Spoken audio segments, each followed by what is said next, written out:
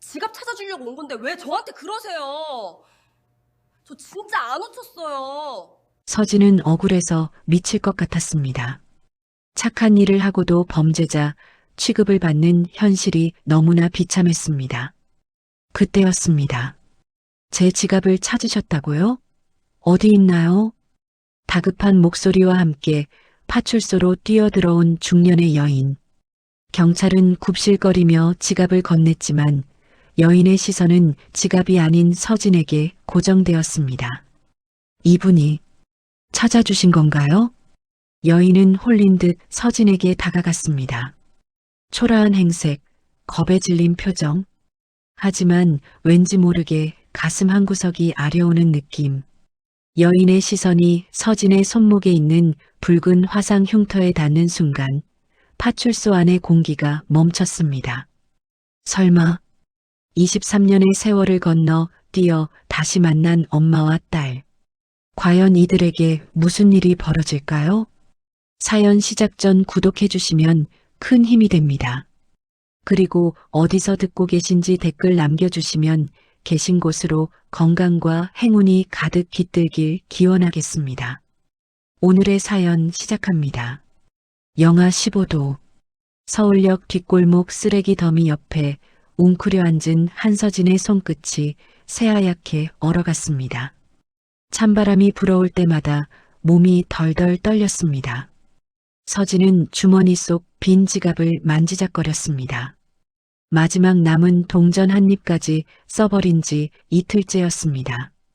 서진아, 너 정말 후회 안 하니? 그 많은 돈을 다 내놓고 이 꼴이 됐는데? 보육원 원장 선생님의 목소리가 귓가에 맴돌았습니다. 서진은 고개를 저었습니다. 아니요, 선생님. 저는 후회 안 해요. 아이들이 더 중요하니까요. 그때 했던 대답이 생생했습니다. 자립정착금 1,500만 원. 알바비로 모은 돈까지 모두 내놓았습니다. 원장 선생님이 쓰러지셨을 때 병원비 걱정에 눈물 흘리시던 모습을 볼 수 없었습니다. 보육원 폐쇄 위기라는 소식에 가만히 있을 수 없었습니다. 선생님, 걱정 마세요. 저는 어떻게든 살 수 있어요. 젊으니까요. 그렇게 말하고 돈을 건넸습니다. 고시원 월세를 포기했습니다. 편의점 야간 알바와 24시간 찜질방을 오가며 버텼습니다. 그런데 편의점 사장이 갑자기 가게 문을 닫고 잠적했습니다. 밀린 급여는 한 푼도 받지 못했습니다. 서진은 찜질방 카운터에서 마지막 입장료를 낼 돈이 없어 쫓겨났습니다. 무료 생수와 식혜로 끼니를 때우던 며칠이 무색하게 끝났습니다. 저기요, 한 번만 더 들어가게 해주세요. 내일 꼭 돈 가져올게요. 제발이요. 서진이 카운터 직원의 팔을 붙잡고 애원했습니다. 직원이 차갑게 서진의 손을 뿌리쳤습니다. 안 돼요. 여기 자선단체 아니에요. 나가세요. 제발이요. 밖에 너무 추워요. 얼어 죽을 것 같아요. 그건 제가 알 바 아니에요. 빨리 나가세요. 다른 손님들 불편해요. 밖으로 밀려났습니다. 갈 곳이 없었습니다. 휴대폰 배터리는 이미 방전된 지 오래였습니다. 공중전화를 찾아 보육원에 연락하려 했지만 손이 수화기에 닿기 직전 멈췄습니다. 미안하다는 말밖에 못하잖아. 아이들한테 또 걱정 끼치면 안 돼. 서진은 수화기를 내려놓았습니다. 차라리 연락하지 않는 게 나았습니다. 보육원 아이들에게 걱정만 끼칠 뿐이었습니다. 서울역 뒷골목까지 걸어왔습니다. 쓰레기 더미 옆에 주저앉았습니다. 손발이 얼어 감각이 없어졌습니다. 눈을 감으면 그대로 잠들 것 같았습니다.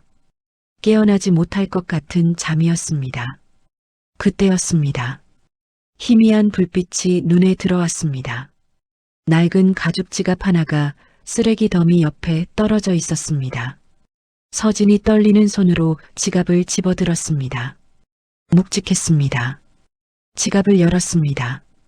10,000원짜리 지폐가 빼곡히 들어 있었습니다. 수표도 몇 장 보였습니다. 1,000만 원은 넘겠네. 이 정도면 서진의 손이 돈을 향해 움직였습니다. 10,000원 한 장만 있으면 따뜻한 국밥 한 그릇을 먹을 수 있었습니다. 찜질방에도 들어갈 수 있었습니다. 오늘 하루만 버티면 됐습니다. 손끝이 지폐에 닿았습니다. 그런데 지갑 안쪽 투명 비닐 속에 작은 사진이 보였습니다. 초음파 사진이었습니다. 그 아래 손글씨가 적혀 있었습니다. 사랑하는 우리 아가. 서진의 손이 멈췄습니다.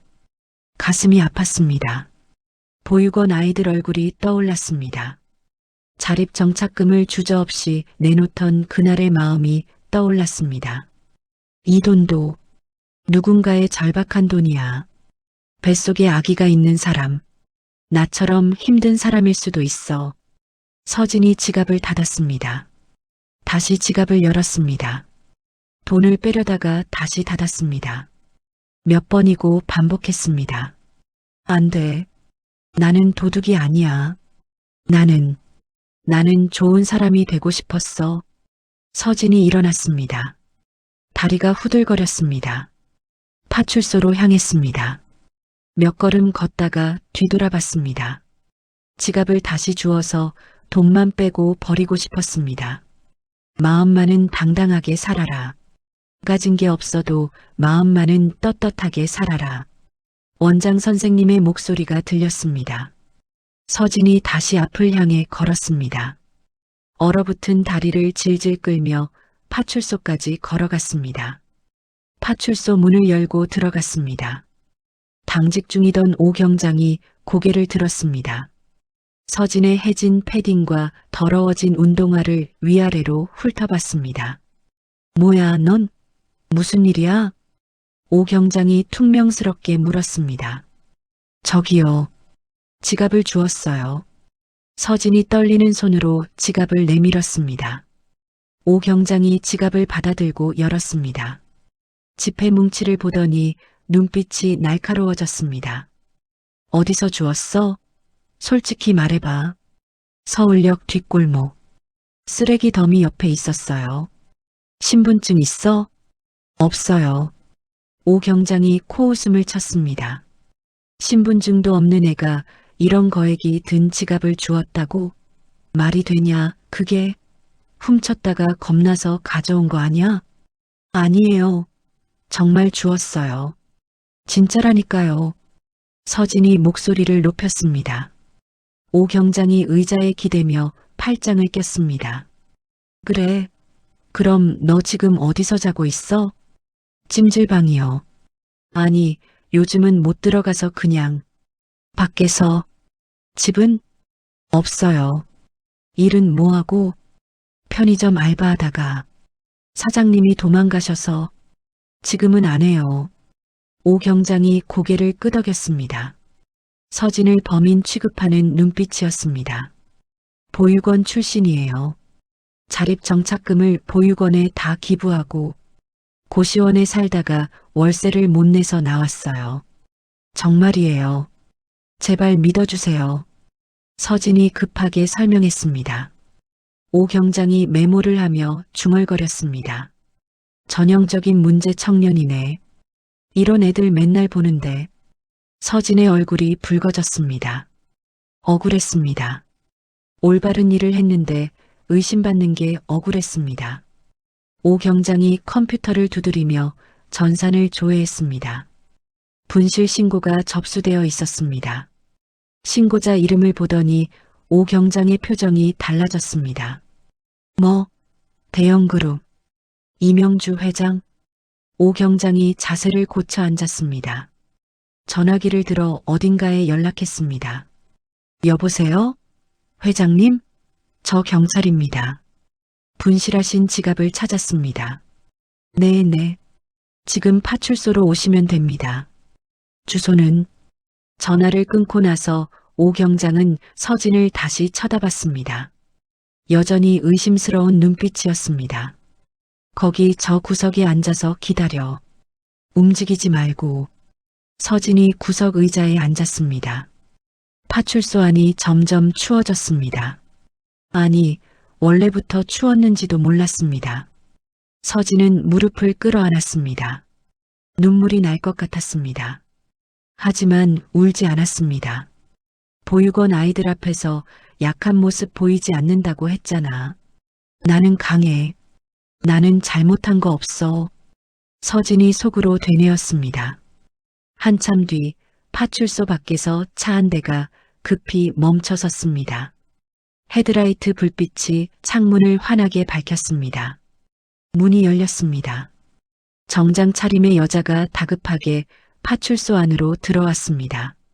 지갑, 제 지갑 찾았다고 하셨죠? 어디 있어요? 빨리 보여주세요. 여자가 숨을 헐떡이며 물었습니다. 오 경장이 벌떡 일어나 공손하게 인사했습니다. 네, 회장님. 여기 있습니다. 확인해 보세요. 오 경장이 지갑을 건넸습니다. 여자가 지갑을 받아들고 현금 대신 안쪽 비닐칸을 열었습니다. 초음파 사진을 확인했습니다. 사진이 그대로 있자 여자의 어깨가 떨렸습니다. 눈가가 붉어졌습니다. 다행이다. 정말 다행이야. 이거라도 없어졌으면 어쩔 뻔했어. 여자가 작게 중얼거렸습니다. 그러고는 오 경장을 돌아봤습니다. 누가 가져왔나요? 꼭 보답하고 싶어요. 오 경장이 구석에 앉아 있는 서진을 가리켰습니다. 저 젊은 여성입니다만 출처가 불분명해서 조사가 더 필요할 수도 있습니다. 워낙 수상한 점이 많아서요. 여자가 서진 쪽으로 고개를 돌렸습니다. 서진과 눈이 마주쳤습니다. 여자의 눈이 크게 떠졌습니다. 형광등 아래 서진의 얼굴을 한참 동안 바라봤습니다. 서진이 고개를 숙였습니다. 초라한 자신의 모습이 부끄러웠습니다. 여자가 천천히 서진에게 다가왔습니다. 당신이 지갑을 가져왔나요? 네. 그래요. 고마워요. 정말 고마워요. 당신 덕분에 소중한 걸 되찾았어요. 여자의 목소리가 떨렸습니다. 오 경장이 끼어들었습니다. 혹시 모르니까 조사를 좀 더 해야 할 것 같습니다. 거액이 들어있었던 만큼. 됐어요. 여자가 오 경장의 말을 잘랐습니다. 이분은 생명의 은인이에요. 조사 같은 거 필요 없어요. 돈 한 푼 안 빠지고 다 있잖아요. 여자가 서진을 똑바로 쳐다봤습니다. 식사는 하셨어요? 서진이 고개를 저었습니다. 그럼 저랑 같이 가요. 식사라도 대접하고 싶어요. 제발 거절하지 마세요. 서진이 어리둥절한 표정으로 여자를 올려다봤습니다. 여자가 손을 내밀었습니다. 이명주예요. 대형그룹 회장이고요. 오 경장은 당황한 듯 입을 다물었습니다. 서진을 향해 나를 세우던 눈빛이 순식간에 사라졌습니다. 명주가 굳은 표정으로 오 경장을 쳐다보자 그는 헛기침을 하며 슬며시 뒤로 물러났습니다. 이명주 회장님, 정말 괜찮으시겠습니까? 신원 확인도 안 된 사람인데 요즘 세상이 흉흉해서. 오 경장이 작은 목소리로 다시 한번 물었습니다. 명주는 대답하지 않았습니다. 그저 서진에게 내민 손을 거두지 않았습니다. 서진은 쭈뼛거리며 자리에서 일어났습니다. 명주의 손을 잡지는 못했습니다. 자신의 손이 너무 더러웠기 때문입니다. 가죠. 제가 맛있는 거 사드릴게요. 명주가 앞장섰습니다. 서진이 뒤를 따랐습니다. 파출소 문을 나서자 찬 바람이 얼굴을 때렸습니다. 명주의 고급 승용차가 앞에 서 있었습니다. 운전기사가 문을 열어주려 했지만 명주는 고개를 저었습니다. 김 기사, 잠깐 기다려요. 우리 걸어서 갈 거예요. 이 근처에 따뜻한 국밥집 있죠? 명주가 서진을 보며 말했습니다. 두 사람은 말없이 골목을 걸었습니다. 낡은 간판이 달린 국밥집이 보였습니다. 가게 안은 사람들로 붐볐습니다. 따뜻한 김이 서진의 얼굴에 닿았습니다. 구석 자리에 앉았습니다. 명주가 국밥 2그릇을 주문했습니다. 음식이 나오자 서진은 숟가락을 들었습니다. 뜨거운 국물을 한 입 떠먹자 몸이 녹는 것 같았습니다. 허겁지겁 밥을 말아먹기 시작했습니다. 숨도 쉬지 않고 먹었습니다. 명주는 숟가락을 들지 않고 서진을 바라봤습니다. 천천히 먹어요. 체하겠어요. 아무도 안 뺏어 먹어요. 명주가 물을 따라주며 말했습니다. 서진이 고개를 들었습니다. 입가에 묻은 국물을 손등으로 닦았습니다. 죄송해요. 너무 배가 고파서 며칠 동안 물만 마셨거든요. 아니에요. 더 시켜줄까요? 고기 좀 더 추가할까요? 아니에요. 충분해요. 진짜 맛있어요. 서진이 다시 숟가락을 들었습니다. 명주는 서진의 얼굴에서 눈을 떼지 못했습니다. 보면 볼수록 낯익었습니다. 남편 박태수의 젊은 시절 모습이 자꾸만 겹쳐 보였습니다. 특히 웃을 때 눈꼬리가 휘어지는 모습이 똑같았습니다. 이름이 뭐예요? 한서진이요. 나이는요? 23살이요. 명주의 심장이 쿵 내려앉았습니다. 23년 전 잃어버린 딸도 지금 살아있다면 23살이었습니다. 가족은 없어요? 명주가 조심스럽게 물었습니다. 서진이 숟가락질을 멈췄습니다. 보육원에서 자랐어요. 부모님은 기억 안 나요. 어릴 때 사고로 돌아가셨다고 들었어요. 명주의 손이 떨렸습니다. 탁자 아래로 주먹을 꽉 쥐었습니다. 혹시나 하는 마음이 불길처럼 타올랐습니다. 그동안 어떻게 지냈어요? 보육원 나와서 힘들었죠? 보육원 나와서 고시원에 살았어요. 편의점 알바하면서 지내다가 사장님이 도망가시는 바람에 월세가 밀려서 쫓겨났어요. 찜질방에 있다가 돈이 떨어져서 갈 데가 없더라고요. 서진이 말끝을 흐렸습니다. 명주는 가슴이 아팠습니다. 이 어린아이가 혼자 겪었을 고통이 고스란히 전해졌습니다. 서진이 국밥을 다 비웠습니다. 이마에 땀이 송골송골 맺혔습니다. 더운 듯 소매를 걷어 올렸습니다. 왼쪽 소매를 걷자 손목 안쪽이 드러났습니다. 명주의 눈이 커졌습니다. 숨이 턱 막혔습니다. 서진의 왼쪽 손목 안쪽에 반달 모양의 붉은 흉터가 선명하게 보였습니다. 설마 저 상처는? 명주는 23년 전 그날을 기억했습니다. 젖병을 소독하려고 끓인 물을 식탁에 올려두었습니다. 잠시 한눈을 판 사이 기어다니던 아기가 식탁볼을 잡아당겼습니다. 뜨거운 물이 아기의 손목에 쏟아졌습니다. 아기의 자지러지는 울음소리가 아직도 귓가에 생생했습니다. 그 상처가 다 낫기도 전에 사고가 났습니다. 명주가 젓가락을 떨어뜨렸습니다. 쨍그랑 소리가 났습니다. 서진이 놀라서 명주를 쳐다봤습니다. 괜찮으세요? 어디 편찮으세요? 명주가 떨리는 손으로 입을 가렸습니다. 눈물이 고였습니다. 지금 당장 서진을 끌어안고 내 딸이야. 내가 내 엄마야. 라고 외치고 싶었습니다. 하지만 참아야 했습니다. 아직 확실하지 않았습니다. 게다가 23년 전 사고는 단순한 사고가 아니었습니다. 누군가 의도적으로 꾸민 일이었습니다. 만약 서진이 진짜 딸이라면 그 배우 세력이 다시 서진을 노릴 수도 있었습니다. 명주는 심호흡을 했습니다. 마음을 가라앉혔습니다. 미안해요. 손이 미끄러졌네요. 요즘 손에 힘이 없어서. 명주가 젓가락을 다시 집어들었습니다. 서진을 지켜야 했습니다. 확실한 증거를 찾을 때까지는 비밀로 해야 했습니다. 서진 씨, 혹시 지금 갈 곳 있어요? 잘 곳은 정했어요? 서진이 고개를 저었습니다. 다시 찜질방으로 가야 할지 아니면 지하철역으로 가야 할지 막막했습니다.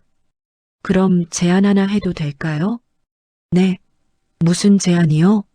내 개인 비서 겸 입주 가사 도우미가 필요해요. 숙식 제공하고 월급도 넉넉히 줄게요. 우리 집에서 일해볼 생각 있어요? 서진이 눈을 동그랗게 떴습니다. 믿을 수가 없었습니다. 저 같은 사람이 해도 될까요? 배운 것도 없고 가진 것도 없는데요.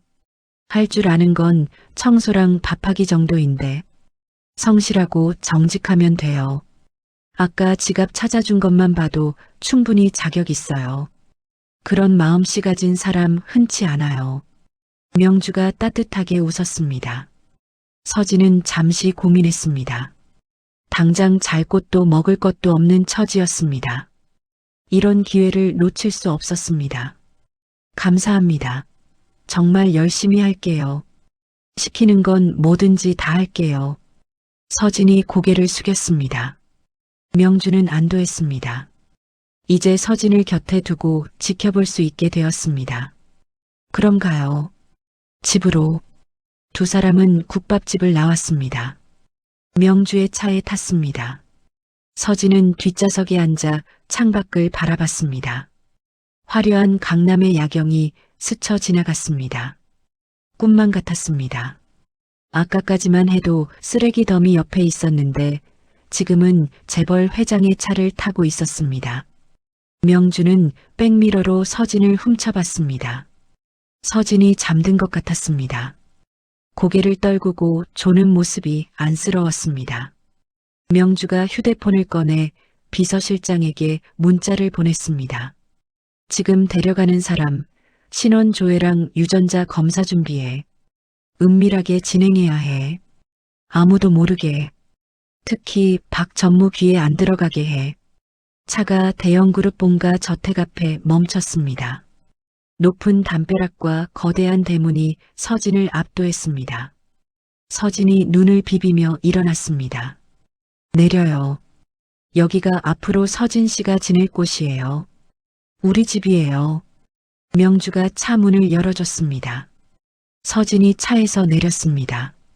저택의 웅장함에 입이 딱 벌어졌습니다. 현관문이 열리고 집사가 나와서 인사했습니다. 어서 오십시오, 회장님. 박 집사, 이쪽은 오늘부터 일할 한서진 씨야. 방 하나 내주고 편하게 지낼 수 있게 해줘. 옷도 좀 챙겨주고. 네, 알겠습니다. 이쪽으로 오시지요. 집사가 서진을 안내했습니다. 명주는 서진의 뒷모습을 바라보며 가슴을 쓸어내렸습니다. 23년 만에 딸을 다시 만났다는 확신과 함께 앞으로 닥칠 위험에 대한 두려움이 동시에 밀려왔습니다. 서진이 안내받은 방은 깨끗하고 넓었습니다. 침대도 푹신했습니다. 서진은 짐이라고는 낡은 배낭 하나뿐이었습니다. 배낭을 침대 옆에 내려놓았습니다. 배낭 안에는 낡은 카세트 플레이어가 들어 있었습니다. 서진은 카세트 플레이어를 꺼내 손으로 쓰다듬었습니다. 이제 여기서 지내는 거야. 잘할 수 있겠지? 쫓겨나지 않게 잘해야지. 서진이 혼잣말을 했습니다. 카세트 플레이어는 대답이 없었습니다. 하지만 서진은 왠지 모를 안도감을 느꼈습니다. 명주는 자신의 방으로 들어갔습니다. 서랍에서 남편의 사진을 꺼냈습니다. 사진 속 박태수가 환하게 웃고 있었습니다. 태수 씨, 우리 딸 찾은 것 같아요. 당신이 보내준 것 같아요. 이번엔 절대 안 놓칠 거예요. 내가 지킬 거예요. 명주가 사진을 가슴에 품고 울었습니다. 창밖에는 눈이 내리기 시작했습니다. 서진과 명주의 운명적인 동거가 시작되었습니다. 며칠 뒤 대형그룹 본가 마당에 검은 승용차 한 대가 천천히 들어왔습니다. 해외 출장을 마치고 돌아온 박달구가 차에서 내렸습니다. 박달구가 넥타이를 느슨하게 풀며 현관 쪽으로 걸어가다가 발걸음을 멈췄습니다. 정원 한쪽에서 낯선 젊은 여자가 집사와 함께 화분을 옮기고 있었습니다. 햇빛 아래에서 고개를 숙인 옆모습이 눈에 들어왔습니다. 눈꼬리, 턱선, 입술 모양이 어딘가 익숙했습니다. 박달구는 잠시 숨을 죽였습니다. 형? 박달구가 헛것을 본 듯 눈을 비볐습니다. 젊은 여자가 집사를 따라 고개를 들고 인사했습니다. 안녕하세요. 들어오셨어요. 밝게 웃는 얼굴이 또렷하게 보였습니다. 박달구의 눈동자가 흔들렸습니다. 젊은 시절 동생 박태수의 얼굴이 겹쳐 보였습니다. 그래. 수고해. 박달구가 짧게 대답했습니다. 별일 아니라는 듯 고개를 끄덕이고 안으로 들어갔지만 입가가 경직되어 있었습니다. 거실에 들어오자마자 박달구가 집사를 불렀습니다. 손짓이 다급했습니다. 박 집사, 잠깐 와봐. 네, 전무님. 오셨습니까? 아까 마당에서 화분 옮기던 저 젊은 애. 누구야? 처음 보는 얼굴인데. 집사가 공손하게 대답했습니다. 한서진이라고 합니다. 며칠 전 회장님 지갑을 주워주신 분인데 갈 곳이 없다고 해서 회장님이 입주 도우미로 들이셨습니다. 보육원 출신이고 23살이라고 들었습니다. 보육원, 23. 박달구가 낮게 중얼거렸습니다. 등줄기를 식은땀이 타고 흘렀습니다. 언제부터 여기 있었어? 나 출장 간 사이에 들인 거야? 네, 그렇습니다. 3일 정도 됐습니다. 그래, 알았어. 나가봐. 집사가 물러나자 박달구는 혼자 서재로 들어갔습니다. 문을 닫고 책상 앞에 앉았습니다. 달력을 끌어당겼습니다. 머릿속으로 거슬러 올라갔습니다. 23이면 딱 맞아떨어지잖아. 젠장. 박달구가 손가락으로 숫자를 세었습니다. 23년 전 그날이 떠올랐습니다. 형이 탄 차가 빗길에서 미끄러져 가로수에 들이받치던 장면이 눈앞에 다시 그려졌습니다. 뒤이어 들려온 아기 울음소리, 자신을 부르던 운전기사의 떨리는 목소리까지 생생했습니다. 그날 밤 자신이 내려줬던 지시도 또렷했습니다. 아기를 데려가. 적당한 데 버려. 다시는 찾을 수 없게. 아주 먼 곳으로 보내버려. 그 후 얼마 지나지 않아 지방 보육원에 여자아이가 맡겨졌다는 보고를 받았습니다. 입막음 돈을 쥐어주고 입을 막았습니다. 그게 끝이라고 생각했습니다. 설마 그 애가 제 발로 여기를 찾아와? 그럴 리가 없어. 박달구의 손이 떨렸습니다. 확인해야 했습니다. 지금 이 집안에 있는 아이가 그날 유기한 아이인지 단순한 우연인지. 박달구가 서랍을 열어 낡은 명함 뭉치를 뒤졌습니다. 한 장을 집어들었습니다. 예전에 자신을 도왔던 보육원 관계자의 이름이 적힌 명함이었습니다. 휴대전화를 꺼내 번호를 눌렀습니다. 여보세요? 나 박달구야. 예전에 내가 부탁했던 일 기억하지? 23년 전 지방 보육원에 맡긴 여자아이 말이야. 그 아이 기록 좀 찾아봐. 지금 어디 있는지 살아는 있는지. 수화기 너머에서 한숨 섞인 목소리가 들렸습니다. 아이고 전무님. 그게 언제적 일입니까? 그 보육원은 벌써 문 닫은 지 10년이 넘었어요. 기록도 불나서 다 탔다고 들었습니다. 찾을 방법이 없어요. 뭐? 다 탔어?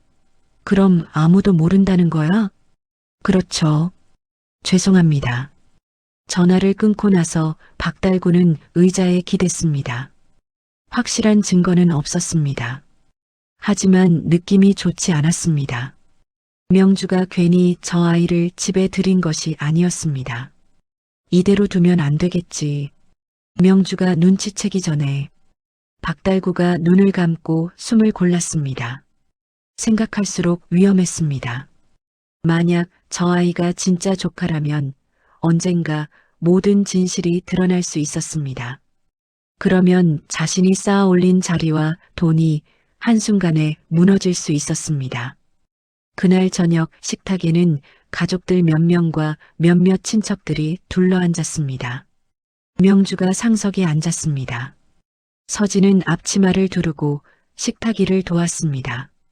반찬 그릇을 나르고 밥을 퍼주다가 조용히 명주 옆자리에 앉았습니다. 서진 씨, 여기 앉아요. 같이 먹어요. 명주가 챙겼습니다. 박달구가 헛기침을 했습니다. 서진 씨라고 했나? 박달구가 일부러 밝은 목소리로 불렀습니다. 네, 전무님. 보육원에서 자랐다면서. 어디 보육원이었나? 내가 후원하는 곳일 수도 있겠네. 경기도에 있는 작은 곳이었어요. 지금은 없어졌다고 들었어요. 부모에 대해서 들은 거 없어? 버려졌다든지 사고가 났다든지. 잘은 몰라요. 그냥 어릴 때 맡겨졌다고만 들었어요. 원장님도 자세한 건 모르신다고 했어요.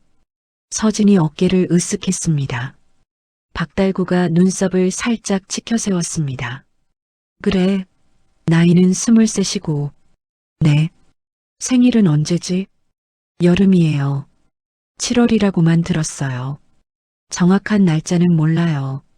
박달구는 순간 안도의 숨을 쉬었습니다. 정확한 날짜를 모르는 것도 기록이 엉성했던 과거와 이어졌습니다. 불안은 더 짙어졌습니다. 달구 씨, 밥 드세요. 아이 불편하게 만들지 말고요. 체하겠어요. 명주가 젓가락을 내려놓으며 말했습니다. 박달구가 웃는 척했습니다. 아, 미안해요. 그냥 궁금해서 물어봤어요. 집안에 새 식구가 생겼으니 알아야죠. 낯선 사람이 집에 있으면 불안하잖아요. 명주가 서진의 그릇에 반찬을 더 올려줬습니다. 맛있어요? 입맛에 맞아요? 네. 이런 밥 처음 먹어봐요. 정말 맛있어요. 서진이 어색하게 웃었습니다. 명주의 얼굴에 부드러운 표정이 번졌습니다. 그 표정을 본 박달구의 눈가가 굳어졌습니다. 벌써 정이 든 얼굴이었습니다. 식사가 끝나고 사람들이 하나둘 자리를 떴습니다. 명주가 과일 접시를 정리하는 서진을 바라보다가 조용히 말했습니다. 오늘 피곤했죠? 얼른 방에 들어가서 쉬어요. 설거지는 다른 사람 시킬게요. 아니에요. 제가 할게요. 밥값은 해야죠. 아니야. 들어가. 내 말 들어. 네. 고맙습니다. 안녕히 주무세요. 서진이 고개를 숙이며 방으로 올라갔습니다. 그 모습을 눈으로 쫓던 박달구가 명주에게 다가왔습니다. 명주, 잠깐 나 좀 봐요. 무슨 일이에요? 신원이 확실하지 않은 아이를 본가에 들이는 건 위험해요. 회사도 있고 집도 있는데 혹시라도 문제가 생기면 어쩌려고 그래요? 도둑이라도 들면 어쩌려고. 생명의 은인이에요. 나 아니었으면 길바닥에 쓰러져 있을 아이였어요. 내가 책임질게요. 그리고 애가 참 착해요. 착한 척하는 걸 수도 있어요. 사람 속은 모르는 겁니다. 그만해요. 내가 결정한 일이에요. 명주의 목소리가 단단해졌습니다. 대화는 거기서 끝났습니다. 박달구는 더 말하지 않았습니다. 대신 마음속으로 확신했습니다. 명주는 이미 저 아이를 가족처럼 대하고 있었습니다. 그날 밤 저택이 조용해졌을 때 박달구가 복도를 걸었습니다. 서진 방 앞에 섰습니다. 문틈 사이로 불빛이 새어나오지 않았습니다. 이미 잠든 것 같았습니다. 살금살금 문을 열었습니다. 방 안에는 은은한 조명이 켜져 있었습니다. 서진은 침대 위에 옆으로 누워 깊이 잠들어 있었습니다. 숨소리가 규칙적이었습니다. 박달구가 발끝으로 조심스럽게 걸어 들어갔습니다. 침대 옆 바닥에 낡은 배낭 하나가 놓여 있었습니다. 그 옆에 작은 카세트 플레이어가 있었습니다. 이게 그 유명한 카세트구나. 이걸 아직도 들고 다니다니. 박달구가 플레이어를 집어들었습니다. 버튼을 눌러봤지만 아무 소리도 나지 않았습니다. 건전지가 다 된 듯 했습니다. 안에 뭐가 들어있을지 찜찜하네. 박달구는 잠시 플레이어를 부숴버릴까 고민했습니다.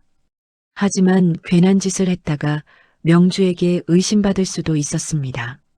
손 안에서 무게를 느끼다가 조용히 제자리에 내려놓았습니다. 이제 다른 수를 써야 했습니다. 아예 서진을 명주의 눈앞에서 치워버려야 했습니다. 다시는 돌아오지 못하게 아주 더러운 누명을 씌워서 다음 날 박달구는 회사에 나가 몇몇 측근들을 불렀습니다. 재물을 담당하는 사람, 비밀리에 돈을 움직여온 사람들 몇 명이었습니다. 김 부장, 잠깐 내 방으로 와. 네, 전무님. 당분간 여기저기 흩어져 있는 돈을 한번 정리해야겠어. 혹시라도 남들이 보면 곤란한 종이도 있을 테고. 알지? 사람들이 눈치를 보며 고개를 끄덕였습니다. 박달구가 낮은 목소리로 덧붙였습니다. 수표 몇 장이랑 서류 뭉치 좀 따로 빼놔. 나중에 써먹을 때가 있어. 아주 요긴하게 쓸 거야. 그날 저녁 서진은 명주의 심부름으로 근처 마트에 장을 보러 갔습니다. 집안이 잠시 한산해졌습니다. 박달구가 다시 서진 방으로 들어갔습니다. 침대 옆 배낭을 들고 지퍼를 열었습니다. 헌옷과 작은 수첩, 간단한 세면도구가 들어있었습니다. 배낭 안쪽을 손으로 더듬었습니다. 안감 한쪽이 조금 도톰했습니다. 여기가 좋겠네. 딱이야. 미리 준비해온 수표 뭉치와 몇 장의 서류를 꺼냈습니다. 많은 숫자가 적힌 종이였습니다. 배낭 안감의 실밥을 조심스럽게 뜯었습니다. 틈을 만들고 그 안에 수표와 서류를 밀어 넣었습니다. 다시 바늘과 실로 꼼꼼하게 꿰매기 시작했습니다. 겉으로 봐서는 전혀 티가 나지 않았습니다. 이제 이 배낭만 뒤지면 되는 거야. 넌 이제 끝났어, 아가야. 박달구가 만족한 얼굴로 속삭였습니다. 배낭을 원래 있던 자리에 내려놓고 방을 빠져나왔습니다. 며칠 뒤 회사 안이 소란스러워졌습니다. 중요한 문서와 수표 몇 장이 사라졌다는 보고가 올라왔습니다. 재무팀 사람들의 얼굴이 잔뜩 굳어 있었습니다. 회의실에서 임원들이 모여 상황을 상의했습니다. 박달구가 일부러 큰 한숨을 쉬었습니다. 아이고, 이 정도면 단순 실수는 아니에요. 누가 작정하고 가져간 겁니다. 회사 안 사람이든 박 사람이든 보안이 이렇게 허술해서야 원. 누군가 조심스럽게 물었습니다. 혹시 집 쪽도 확인해 봐야 하지 않겠습니까? 요즘 본가에 외부인이 드나든다고 들었습니다만. 박달구가 그 말에 힘을 실어줬습니다. 맞아요. 나도 그 생각했어요. 집 안보안도 점검할 때가 됐어요. 회장님께 말씀드려야겠네요. 등잔 밑이 어둡다고 했으니까. 그날 저녁 거실에서 명주와 박달구가 마주 앉았습니다. 명주, 큰일 났어요. 회사에서 수표랑 중요 문서가 사라졌어요. 안 그래도 복잡한 시기에 이런 일이 생겨서 골치가 아픕니다. 박달구가 깊은 한숨을 쉬었습니다. 그래서 어쩌자는 건데요? 요즘 집에 새로운 사람이 들어왔잖아요. 밖에서 온 사람까지 모두 포함해서 한번 정식으로 확인을 하는 게 좋겠어요. 경찰 도움도 받고요. 그냥 넘어가면 안 돼요. 직원들 보기에도 안 좋고. 명주가 눈살을 찌푸렸습니다. 서진 씨를 의심하는 거예요? 그럴 애 아니에요. 아니에요. 누구를 딱 집어서 의심하는 게 아니라 누구든 예외 없이 확인하자는 겁니다. 오해를 막으려면 오히려 그게 낫죠. 깨끗하면 더 좋잖아요. 명주는 잠시 입을 다물었습니다. 회사 공식 보고도 이미 올라온 상황이라 마냥 거절하기는 어려웠습니다. 좋아요. 대신 서진 씨에게 괜한 상처 주면 안 돼요. 범죄자 취급하지 말라고요. 물론이죠. 걱정 마세요. 박달구의 눈에 차가운 빛이 스쳤습니다. 주말 아침 경찰차 2대가 저택 앞에 도착했습니다. 집사와 직원들이 줄줄이 마당에 섰습니다. 명주가 나와 경찰과 간단히 인사를 나눴습니다. 불편하시겠지만 집 안과 방들을 한번 살펴보겠습니다. 절차상 어쩔 수 없습니다. 형사가 정중하게 말했습니다. 명주가 고개를 끄덕였습니다. 필요한 만큼만 하세요. 빨리 끝내주시고요. 옆에 서 있던 박달구가 슬쩍 말을 보탰습니다. 형사님, 최근에 들어온 인력방부터 보는 게 좋겠습니다. 효율적으로요. 저 위쪽 복도 끝 방이 새로 쓰는 방입니다. 그쪽부터 가시죠. 서진이 긴장한 얼굴로 서 있었습니다. 경찰들이 서진 방 문을 열었습니다. 옷장과 서랍을 하나씩 열어봤습니다. 속옷과 옷가지들밖에 나오지 않았습니다. 특이한 건 안 보이네요. 깨끗합니다. 한 형사가 말했습니다. 박달구가 배낭을 가리켰습니다. 저 가방도 한번 보시죠. 늘 메고 다니던 가방이니까요. 혹시 모르잖아요. 형사가 배낭을 집어들었습니다. 지퍼를 열고 안을 뒤졌습니다. 별다른 것은 나오지 않았습니다. 형사가 안감을 손으로 눌러봤습니다. 한쪽이 유난히 두꺼웠습니다. 이쪽이 좀 이상한데요. 뭐가 들어있는 것 같은데. 형사가 작은 칼을 꺼냈습니다. 잠깐만요. 그건 제 가방이에요. 마음대로 자르시면 안 돼요. 서진이 급하게 다가갔습니다. 형사가 단호한 목소리로 말했습니다. 협조해 주세요. 확인만 하겠습니다. 이상 없으면 보상해 드릴게요. 직. 안감을 조심스럽게 갈랐습니다. 그 안에서 두툼한 수표 뭉치와 종이 묶음이 우수수 쏟아져 나왔습니다. 종이 위에 적힌 숫자들이 눈에 들어왔습니다. 사람들의 입에서 탄성이 새어나왔습니다. 헐, 이게 뭐야? 세상에. 서진이 뒷걸음질을 쳤습니다. 본 적도 없는 것들이었습니다. 이 가방 본인 거 맞죠? 형사가 서진을 바라봤습니다. 맞아요. 제 가방은 맞는데. 진짜 아니에요. 저 처음 봐요.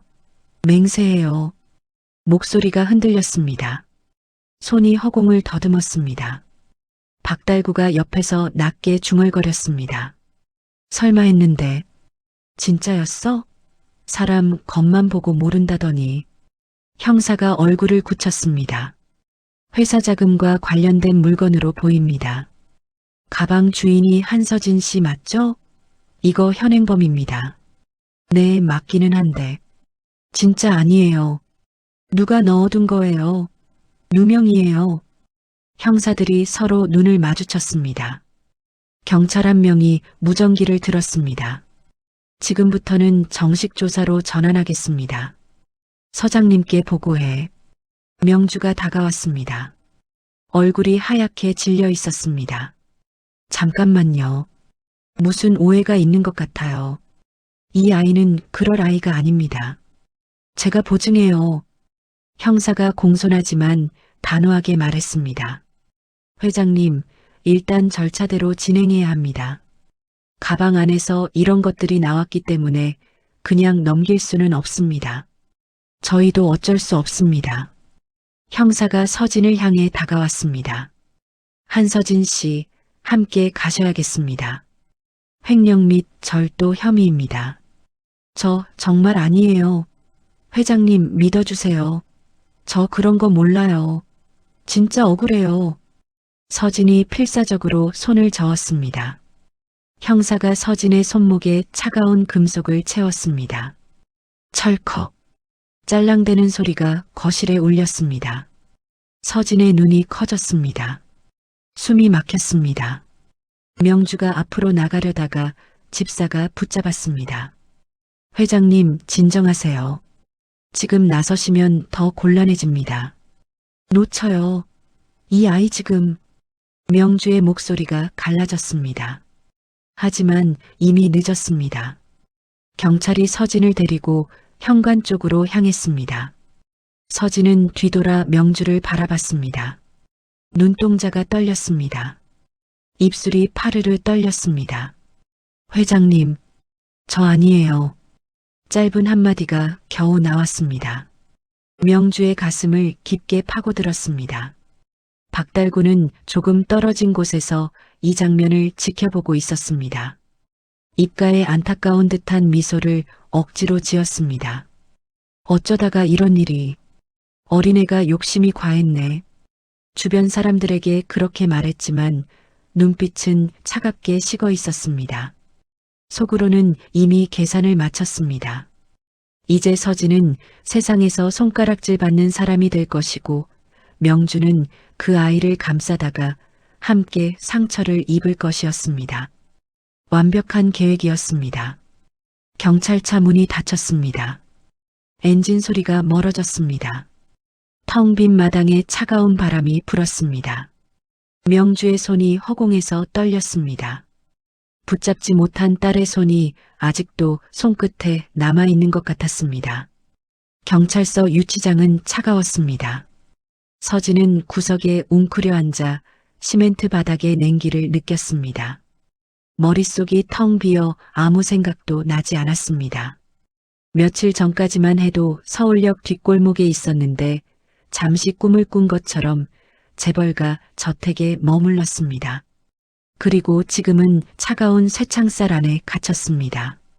도둑이자 산업 스파이라는 이름표가 가슴에 박힌 것 같았습니다. 밝은 어른이 되고 싶었는데 내가 원한 건 이것도 아닌데. 서진이 무릎에 얼굴을 묻었습니다. 보육원에서 항상 다짐했던 말이었습니다. 하지만 지금 서진의 모습은 어둡고 초라했습니다. 같은 시각 대형그룹 본가 서재에서는 명주가 변호인단과 마주 앉아 있었습니다. 테이블 위에는 경찰 수색 당시 찍힌 사진들이 흩어져 있었습니다. 이건 누가 봐도 박달구 짓이에요. 서진 씨 방 배낭에서 이런 게 나왔다는 것 자체가 말이 안 돼요. 애가 뭘 안다고 이런 짓을 하겠어요. 명주가 탁자를 내려치며 말했습니다. 변호사가 침착하게 대답했습니다. 회장님, 마음이 급하신 건 알겠습니다. 하지만 지금 상태에서 전무님을 콕 집어서 의심하면 밖에서는 그저 집안 싸움으로만 보일 겁니다. 오히려 회장님이 감정적으로 나온다고 공격할 수 있습니다. 명주는 답답했습니다. 분명 박달구가 범인인데 아무것도 할 수 없다는 사실이 화가 났습니다. 그럼 저는 어떻게 해야 하죠? 내 딸이 저렇게 철창 안에 갇혀서 눈물 흘리고 있는데 제가 여기서 손 놓고 있으라고요? 일단은 더 분명한 단서를 찾아야 합니다. 박 전무님의 최근 동선을 하나하나 짚고 누구를 만났는지, 돈이 어디로 갔는지부터 확인해야 합니다. 명주가 비서실장에게 전화를 걸었습니다. 지금 당장 박 전무 최근 일주일치 동선 다 뽑아봐. 낮이고 밤이고 누구 만나고 어디 들락거렸는지 하나도 빼먹지 말고 새벽에 수상하게 만난 사람도 다 찾아. CCTV도 전부 확인해. 몇 시간 뒤 비서실장으로부터 보고가 들어왔습니다. 회장님, 박 전무님이 며칠 전 새벽에 비자금 관리 담당자와 만난 기록을 확보했습니다. 같은 장소에 2번 이상 나갔습니다. 다만 화면이 어두워서 대화 내용은 확인이 어렵고 이 만남 자체만으로는 법정에서 결정적인 증거가 되긴 힘들다는 의견입니다. 명주가 입술을 깨물었습니다. 이것만으로는 부족했습니다. 명주는 다른 지시를 내렸습니다. 좋아요. 그건 따로 더 파보고, 그리고 서진 씨랑 내 유전자 검사 바로 진행해. 급한 건으로 넣으라고 해. 결과 나오는 순간 바로 나한테 가져와. 며칠이 흘렀습니다. 명주는 비서실장에게서 봉투 하나를 건네받았습니다. 봉투를 뜯자 검사 결과지가 나왔습니다. 모녀관계 99.9% 일치. 명주의 손이 떨렸습니다. 눈앞이 흐려졌습니다. 서진은 명주의 친딸이었습니다. 이제 더는 물러설 곳이 없었습니다. 이제 확실하네. 내 딸을 저 꼴로 두고 봐야 한다고? 절대 안 돼. 명주가 중얼거렸습니다. 23년 전 사고의 진실을 밝혀야 했습니다. 사고 당시 운전기사였던 최 씨를 찾아야 했습니다. 최 씨, 아직 살아있나부터 알아봐. 어디 있는지 숨만 붙어 있으면 꼭 찾아. 필요하면 사람 더 써. 돈 아끼지 말고. 비서실장이 다급하게 움직였습니다. 명주는 잠시 서재에 혼자 남았습니다. 책상 위 경찰 수색 사진을 다시 들여다봤습니다. 서진의 방이 난장판이 된 사진이었습니다. 서랍이 열리고 옷가지가 널브러져 있었습니다. 명주의 시선이 서랍 아래쪽 구석에 멈췄습니다. 작은 물건 2개가 반쯤 굴러나와 있었습니다. 이건 뭐지? 명주가 사진을 확대했습니다. 건전지였습니다. 그 순간 서진의 낡은 카세트 플레이어가 떠올랐습니다. 경찰이 증거품으로 가져갔던 물건이었습니다. 설마 그 카세트... 가슴이 서늘해졌습니다. 서진은 그 낡은 기계를 유일한 가족이라고 했습니다. 단순한 기계가 아닐 수도 있었습니다. 명주는 자리에서 벌떡 일어났습니다. 사진 속 건전지를 손에 넣어야 했습니다. 저택으로 차를 몰았습니다. 경찰 통제선이 쳐진 서진의 방으로 들어갔습니다. 서랍 아래쪽을 살폈습니다. 먼지 쌓인 바닥에 건전지 2개가 그대로 있었습니다. 명주가 건전지를 집어들고 곧장 경찰서로 향했습니다. 변호사를 통해 증거품 보관실로 들어갔습니다. 서진의 낡은 카세트 플레이어를 찾아냈습니다. 떨리는 손으로 건전지를 끼웠습니다. 재생 버튼을 눌렀습니다. 처음에는 삐걱거리는 소리만 들렸습니다. 테이프가 늘어진 듯 했습니다. 제발 한 번만 더 버텨줘. 명주가 플레이어를 몇 번 흔들었습니다. 볼펜으로 테이프를 조금 감아 올렸습니다. 다시 재생 버튼을 눌렀습니다. 지직거리는 잡음 사이로 희미한 목소리가 들렸습니다. 낮고 부드러운 남자 목소리였습니다. 우리 아빠 목소리 들리니? 잘 듣고 있어? 명주의 숨이 멎었습니다. 그 목소리는 23년 전 세상을 떠난 남편 박태수의 것이었습니다. 명주는 그 자리에 주저앉았습니다. 눈물이 뺨을 타고 흘러내렸습니다. 테이프 속에서 박태수가 말을 이어갔습니다. 세상에 나오면 아빠가 많이 사랑해줄게. 우리 아가는 울지 말고 많이 웃으면서 살아야 한다. 아무리 힘들어도 마음만은 따뜻한 사람이 되어라. 명주는 오열했습니다. 서진이 왜 이 기계를 가족이라고 불렀는지 이제야 알 것 같았습니다. 혼자 남겨진 아이가 얼마나 외로웠을지, 이 목소리를 들으며 얼마나 아버지를 그리워했을지 상상만 해도 가슴이 찢어질 듯 아팠습니다. 명주는 테이프를 되감아 몇 번이고 다시 들었습니다. 이 목소리가 담긴 테이프가 어떻게 서진에게 갔을까? 우연일 리 없었습니다. 23년 전 사고 현장에서 누군가 의도적으로 이 물건을 아이와 함께 보낸 것이었습니다. 박달구는 단순히 아이를 버린 게 아니었습니다. 철저하게 계획된 범죄였습니다. 명주가 눈물을 닦고 일어났습니다. 이제 망설일 이유가 없었습니다. 유치장으로 향했습니다. 철창 너머로 서진이 보였습니다. 초점 없는 눈으로 천장을 바라보고 있었습니다. 명주가 철창 가까이 다가갔습니다. 서진 씨. 서진이 천천히 고개를 돌렸습니다. 명주가 손에 든 카세트 플레이어와 건전지를 보여줬습니다. 이거 서진 씨 거죠? 늘 품에 안고 있던 그거. 서진이 고개를 끄덕였습니다. 네, 제 거예요. 근데 왜 그걸 회장님이? 이 안에 담긴 목소리, 서진 씨 아버지 목소리예요. 그냥 아무 남자가 아니고 진짜 아버지예요. 서진의 눈이 커졌습니다. 저 아버지 있어요? 회장님 그 사람을 아세요? 알아요. 너무 잘 알아요. 내가 그 남자의 아내였으니까. 내 아버지 아내, 내 엄마였으니까. 명주의 목소리가 떨렸습니다. 서진은 숨을 삼켰습니다. 그리고 서진 씨 왼쪽 손목에 있는 흉터. 그거 내가 만든 상처예요. 갓난아기였던 너를 안고 있다가 내가 끓는 물을 쏟았어. 그 상처가 아물기도 전에 너를 잃어버렸고 명주가 철창 사이로 손을 뻗어 서진의 손목을 잡았습니다. 반달 모양 흉터를 손끝으로 쓰다듬었습니다. 미안해. 미안하다, 서진아. 너무 늦게 찾아서 미안해. 엄마가 네가 이렇게 될 때까지 뭘 하고 있었는지. 서진의 눈에서 눈물이 흘러내렸습니다.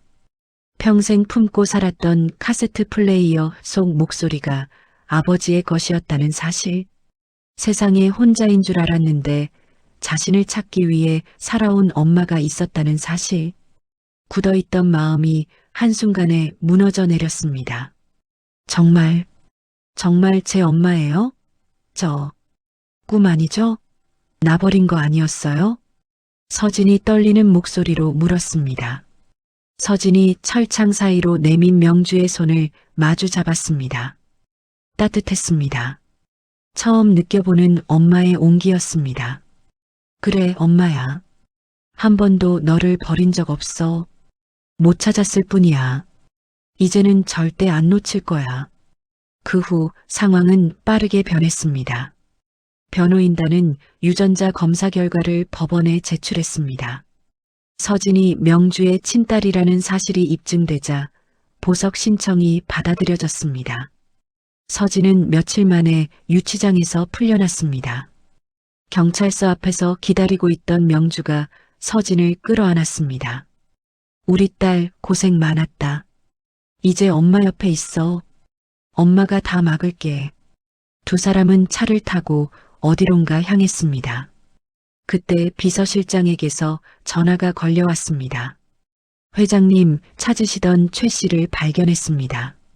지방 요양병원에 입원 중인데 상태가 많이 안 좋다고 합니다.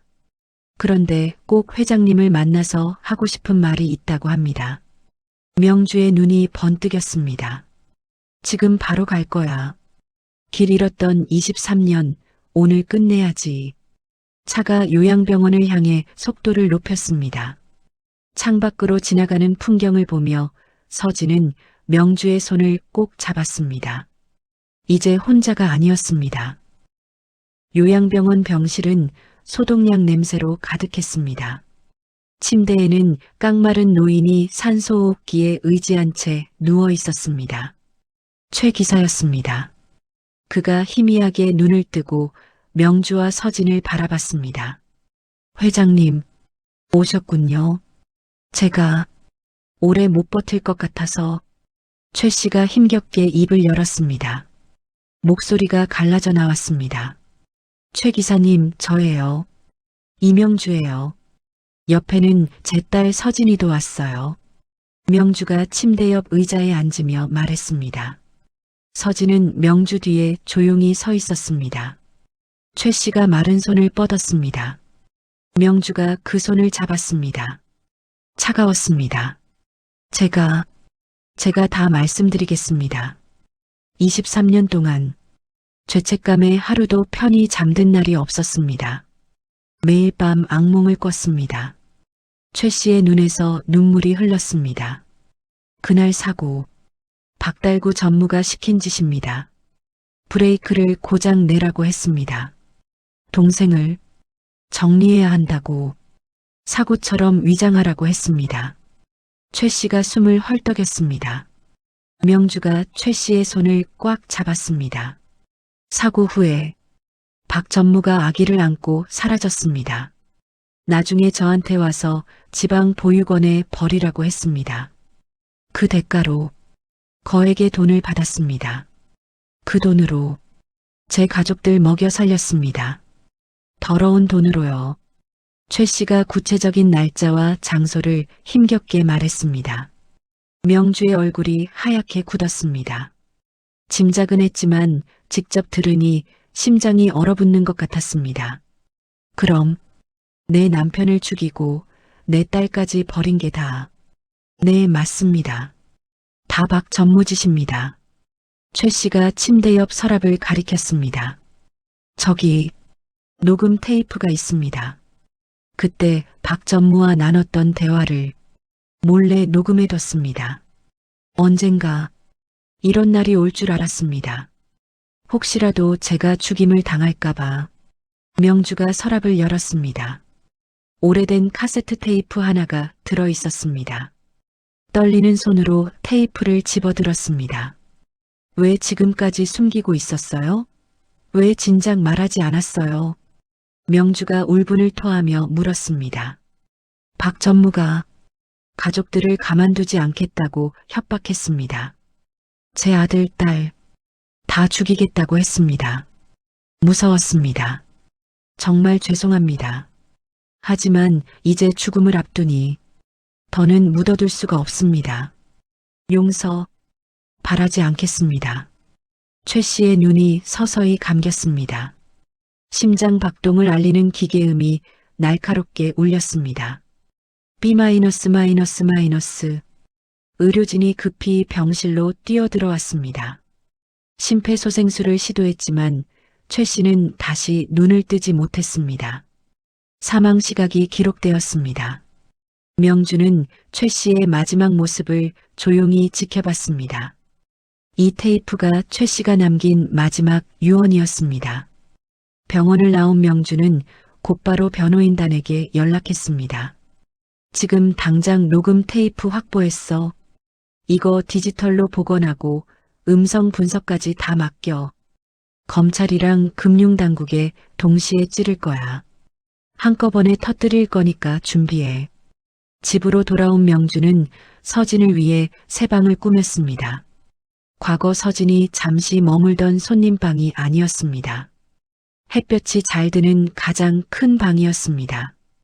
방문에는 한서진이라는 이름이 새겨진 문패가 달렸습니다. 서진아, 이제 여기가 내 방이야. 쫓겨날 걱정 안 해도 돼. 명주가 서진의 손을 잡고 방을 둘러봤습니다. 새 책상과 옷장, 푹신한 침대가 놓여 있었습니다. 서진은 어색했지만 싫지 않았습니다. 엄마, 저한테 너무 과분해요. 과분하긴 뭐가 과분해. 너 그동안 못 누린 거 다 누려야지. 다음 날 명주는 서진을 데리고 백화점에 갔습니다. 내 나이에 맞는 옷을 입어야지. 이제부터는 대형 그룹 사람답게 다녀야 해. 기죽지 말고 어깨 펴고 다녀. 명주가 직접 옷을 골라줬습니다. 계절별 정장과 구두, 코트까지. 서진은 태어나서 처음으로 자신을 위해 이렇게 많은 돈을 쓰는 경험을 했습니다. 거울 앞에 선 자신의 모습이 낯설었습니다. 찜질복이나 낡은 후드티를 입던 모습은 어디에도 없었습니다. 이거 입어봐. 이게 더 예쁘다. 아니, 저것도 입어볼까? 명주는 신이 난 듯 서진에게 이것저것 입혀봤습니다. 서진은 쑥스러운 듯 웃었습니다. 회사에서는 경영 수업이 시작되었습니다. 명주는 비서실장을 통해 서진의 실무 교육 스케줄을 짰습니다. 서진은 회의에 참관하고 자료를 정리하고 보고서 초안을 검토하는 일부터 시작했습니다. 어렵고 생소했지만 밤늦게까지 자료를 보며 하나씩 배워나갔습니다. 이게 무슨 뜻이에요? 서진이 묻자 비서실장이 친절하게 설명해 줬습니다. 이건 재무제표인데요. 여기 숫자를 보시면. 저녁에는 명주와 함께 식사를 했습니다. 명주는 서툰 솜씨로 직접 김치찌개를 끓이고 계란말이를 만들었습니다. 재벌 회장의 모습이 아니었습니다. 그냥 평범한 엄마의 모습이었습니다. 맛없어도 먹어. 오랜만에 하니까 잘 안 되네. 간이 맞나 모르겠다. 명주가 멋쩍게 웃으며 찌개를 떠줬습니다. 서진은 아무 말 없이 숟가락을 들었습니다. 누군가 자신을 위해 차려준 따뜻한 밥상이었습니다. 눈물이 날 것 같았지만 꾹 참았습니다. 국물 한 방울 남기지 않고 그릇을 비웠습니다. 정말 맛있어요. 세상에서 제일 맛있어요. 거짓말. 좀 짤 텐데. 아니에요. 진짜예요. 시간이 흘렀습니다. 서진은 대형그룹 사원증을 목에 걸고 사옥을 드나들었습니다. 직원들과 인사를 나누고 각 부서의 업무 흐름을 익혔습니다. 처음에는 낙하산이라며 수군거리는 사람들도 있었지만 서진은 묵묵히 자신의 일을 했습니다. 서진이 복사를 하고 커피를 타는 모습에 직원들도 점차 마음을 열었습니다. 어느 주말 명주와 서진은 보육원을 찾아갔습니다. 서진이 자랐던 바로 그곳은 아니었지만 비슷한 처지의 아이들이 모여 사는 곳이었습니다. 원장님, 앞으로 저희 대형그룹에서 새 건물을 지어드리고 아이들 장학금과 의료 지원을 약속하겠습니다. 부족한 게 있으면 언제든 말씀하세요. 명주가 준비해온 약정서를 원장에게 건넸습니다. 원장의 눈이 동그래졌습니다. 서진이 내놓았던 자립정착금과는 비교도 안 되는 큰 금액이었습니다. 회장님, 정말 감사합니다. 서진이가 뿌린 씨앗이 이렇게 큰 나무가 되었네요. 우리 아이들이 정말 좋아할 거예요.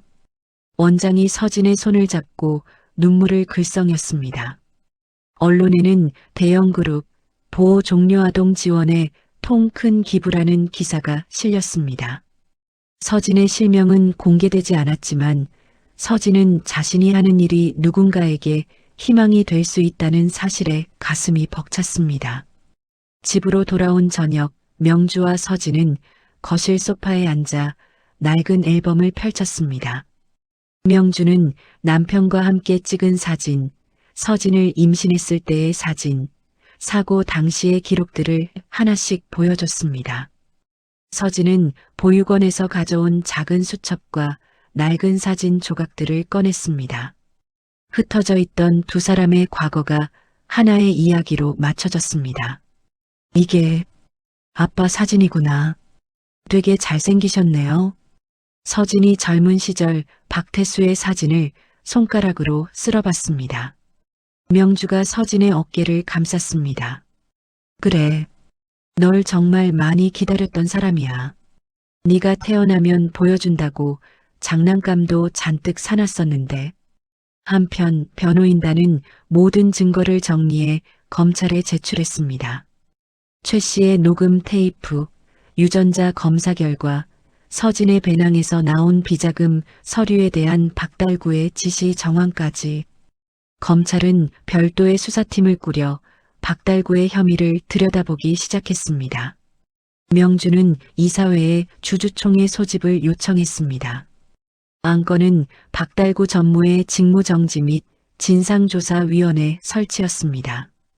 단순한 가족 간의 복수가 아니라 회사의 비리를 바로잡는 정식 절차를 밟기 위해서였습니다.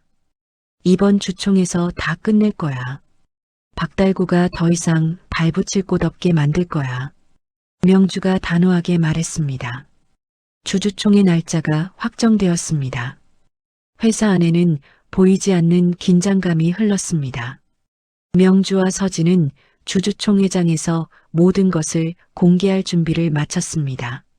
서진아, 많이 떨리지? 엄마가 옆에 있을게. 주주총회 전날 밤 명주가 물었습니다. 서진이 고개를 저었습니다. 아니요. 이제는 제 이름으로 진실을 밝히고 싶어요. 더 이상 숨고 싶지 않아요. 아빠를 위해서라도, 엄마를 위해서라도 제가 할게요. 서진의 눈빛이 단단하게 빛나고 있었습니다. 23년간 이어진 악연의 고리를 끊어낼 시간이 다가오고 있었습니다. 대형그룹 감사팀 사무실에는 밤늦게까지 불이 꺼지지 않았습니다. 내부 감사 보고서와 외부 회계법인 조사 결과가 하나둘 모이면서 박달구 이름이 자주 등장했습니다. 여러 계열사 돈이 이상한 길로 빠져나간 흔적이 보였습니다. 팀장님, 여기 보세요. 이 계좌 결국 같은 곳으로 이어집니다. 페이퍼 컴퍼니 같은데요. 감사팀 직원이 모니터를 가리키며 말했습니다. 숫자 줄이 화면 위로 길게 이어졌습니다. 보고를 받은 명주는 얼굴이 굳었습니다. 박 전무 이름이 직접 적힌 건 아니지만 이 정도면 누가 움직였는지 뻔하네요. 자기 딴에는 꼬리를 감춘다고 했겠지만 흔적이 너무 많아. 명주가 서류를 내려놓으며 말했습니다. 감사팀장은 고개를 끄덕였습니다. 이제는 검찰 쪽과 상의하셔야 할 것 같습니다. 회사 내부 징계로는 부족합니다. 한편 박달구도 상황을 감지했습니다. 본인 책상 위에도 감사보고 요약본이 올라와 있었습니다. 몇몇 계좌에 자신이 개입한 흔적이 희미하게 드러나 있었습니다. 젠장, 냄새를 맡았나 보네. 이대로 두면 내가 당하겠어. 박달구가 보고서를 구겨서 쓰레기통에 던졌습니다. 책상 위 전화기를 집어들었습니다. 해외에 나가 있는 그 녀석 연결해. 예전에 내 뒤처리 도와주던 브로커 말이야. 빨리. 잠시 뒤 전화기 너머에서 낮고 거친 목소리가 들렸습니다. 오랜만이군요, 전무님. 별일 없으십니까? 별일 있으니까 전화했지. 시간이 많지 않네. 한 사람을 잠깐 사라지게 해야겠어. 아주 조용히. 박달구가 창밖을 내다보며 조용히 말했습니다. 누굽니까? VIP입니까? 한서진. 요즘 보육원 들락날락하는 계집애야. 명주가 데려온 그 아이. 일정 좀 알아봐. 봉사 나가는 날이면 더 좋고 사람 없는 데서 처리해. 해외로 보내면 되겠습니까? 아니면 필요하면 그래. 어쨌든 내 눈앞에서만 안 보면 돼. 쥐도 새도 모르게. 박달구는 전화를 끊고 또 다른 번호를 눌렀습니다. 오래전부터 자신의 일을 도와주던 하청업체 대표였습니다. 어이, 김 사장. 나야 박달구. 형님, 무슨 일입니까? 목소리가 안 좋으십니다. 사람 좀 구해. 겉으로는 경호원처럼 보이게 하고 실제로는 내 말 잘 듣는 놈들로, 힘 좀 쓰고 입 무거운 놈들로 쫙 깔아놔. 내가 신호하면 바로 움직이게. 알겠습니다. 적당한 애들 알아보겠습니다. 걱정 마십시오. 그 사이 회사 안에서는 명주와 서진이 검찰 관계자와 만날 준비를 하고 있었습니다. 서진은 봉투 하나를 꽉 쥐고 있었습니다. 안에는 유전자 검사 결과와 녹음 파일 정리본이 들어 있었습니다.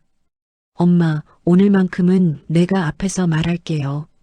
이건 제 싸움이기도 하니까요.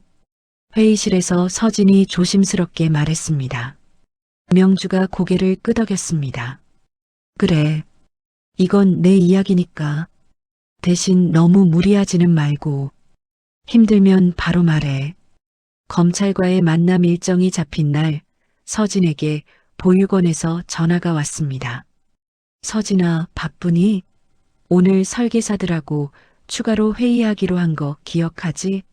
아이들 공간 구석구석 한 번씩 같이 돌아봐 줄 수 있니? 내 의견이 꼭 필요해서 그래. 원장의 부탁이었습니다. 서진이 일정표를 보다가 명주를 돌아봤습니다. 엄마, 오늘 검찰 쪽은 엄마가 먼저 가세요. 저는 오후에 보육원 들렀다가 바로 집으로 돌아갈게요. 금방 끝날 거예요. 혼자 괜찮겠니? 요즘 분위기가 뒤숭숭해서. 이제는 괜찮아요. 기사님도 계시잖아요. 걱정 마세요. 명주는 잠시 망설이다가 고개를 끄덕였습니다. 두 사람의 동선이 갈라졌습니다. 보육원 놀이터에는 아이들 웃음소리가 가득했습니다. 서진은 아이들과 숨바꼭질을 하다가 설계 도면을 들고 원장과 함께 교실을 돌았습니다. 여기는 공부방으로 바꾸고 저쪽은 상담실로 만들면 좋겠어요. 아이들이 마음 편하게 이야기할 곳이 필요해요. 그래, 아이들 자립 준비 수업도 여기서 하면 되겠네. 내 생각이 딱 맞다. 해가 조금 기울 무렵 서진은 보육원 앞 주차장으로 걸어 나왔습니다. 대형 그룹에서 보낸 승용차가 서 있었습니다. 운전기사에게 인사를 하고 차에 탔습니다. 차가 도로 위로 올라섰습니다. 창밖으로 시골 풍경이 뒤로 밀려났습니다. 서진이 무심코 사이드 미러를 봤습니다. 검은색 스포츠용 차량 한 대가 멀지 않은 거리를 유지하며 따라오고 있었습니다. 기사님, 저 차, 아까부터 계속 뒤에 있지 않아요? 뭔가 이상한데요. 서진이 운전석 쪽으로 몸을 기울이며 말했습니다. 운전기사가 거울을 한번 보고 대답했습니다. 글쎄요. 우연일 수도 있습니다. 그래도 조심해서 가겠습니다. 신경 쓰지 마십시오. 서진은 일부러 더 이상 뒤를 돌아보지 않으려 했습니다. 하지만 마음 한구석이 계속 불안했습니다. 다음 날도 비슷한 일이 일어났습니다. 다른 일정으로 외근을 다녀오는 길이었습니다. 어제 봤던 것과 비슷한 검은 차량이 또 뒤에 있었습니다. 조금 떨어졌다가도 다시 붙었습니다. 기분 나쁘네요. 꼭 감시당하는 것 같아요. 서진이 혼잣말처럼 중얼거렸습니다. 운전기사가 속도를 조금 바꿔봤습니다. 뒷차도 비슷한 간격으로 따라왔습니다. 며칠 뒤 사건이 터졌습니다. 서진이 보육원 미팅을 마치고 저녁 무렵 도심으로 들어오던 길이었습니다. 차가 교외 도로를 빠져나와 도심 진입로로 접어드는 순간 앞에서 하얀 승합차 한 대가 갑자기 끼어들어 서진 차의 앞을 가로막았습니다. 기익! 급정거하는 바람에 몸이 앞으로 쏠렸습니다. 뭐야, 저 사람. 운전을 왜 저렇게 해? 운전기사가 급하게 브레이크를 밟았습니다. 빵! 빵! 뒤에서 경적 소리가 울렸습니다. 잠시 뒤 뒤편에서 검은 스포츠용 차량이 다가와 서진차 바로 뒤에 바짝 붙었습니다. 앞뒤로 길이 막혔습니다. 하얀 승합차 문이 열렸습니다. 검은 점퍼를 입은 남자 2명이 내렸습니다.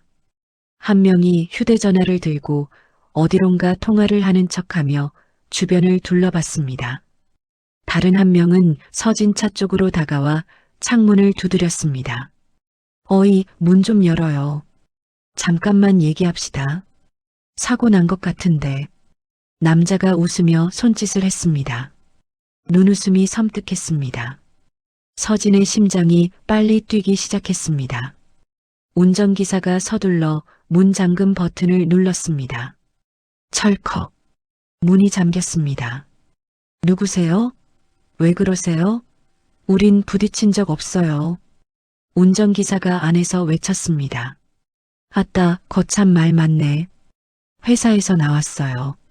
서류에 문제가 있어서 잠깐 확인 좀 해야 합니다. 빨리 문 열라니까.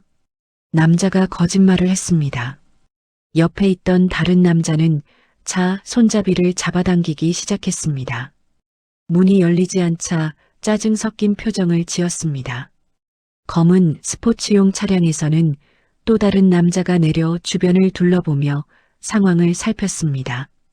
서진은 손이 덜덜 떨렸습니다. 핸드백에서 스마트폰을 꺼냈습니다. 비상 버튼을 눌렀습니다. 전화 화면에 숫자 3개가 떴습니다. 여기 116이죠. 살려주세요. 지금 낯선 사람들이 제 차를 막고 문을 열려고 해요. 위치는 서진이 떨리는 목소리로 현재 위치와 차 번호를 말했다가 숨을 고르고 다시 또박또박 말을 이어갔습니다. 저는 대형그룹 이명주 회장 딸 한서진입니다. 예전에 산업 스파이로 몰렸다가 풀려난 일이 있습니다. 지금 같은 사람들이 또 저를 노리는 것 같아요. 납치 같아요. 빨리 와주세요. 도로 위에 차들이 줄줄이 서 있기 시작했습니다. 뒤쪽 차량들에서 경적 소리가 연달아 울렸습니다. 우연히 근처를 지나던 경찰차가 소리를 듣고 상황을 살폈습니다. 순찰차가 서진 차량 쪽으로 방향을 틀었습니다. 저기 앞에 정체 생긴 것 같은데 가서 봅시다. 무슨 난리가 난 거야? 경찰이 말했습니다.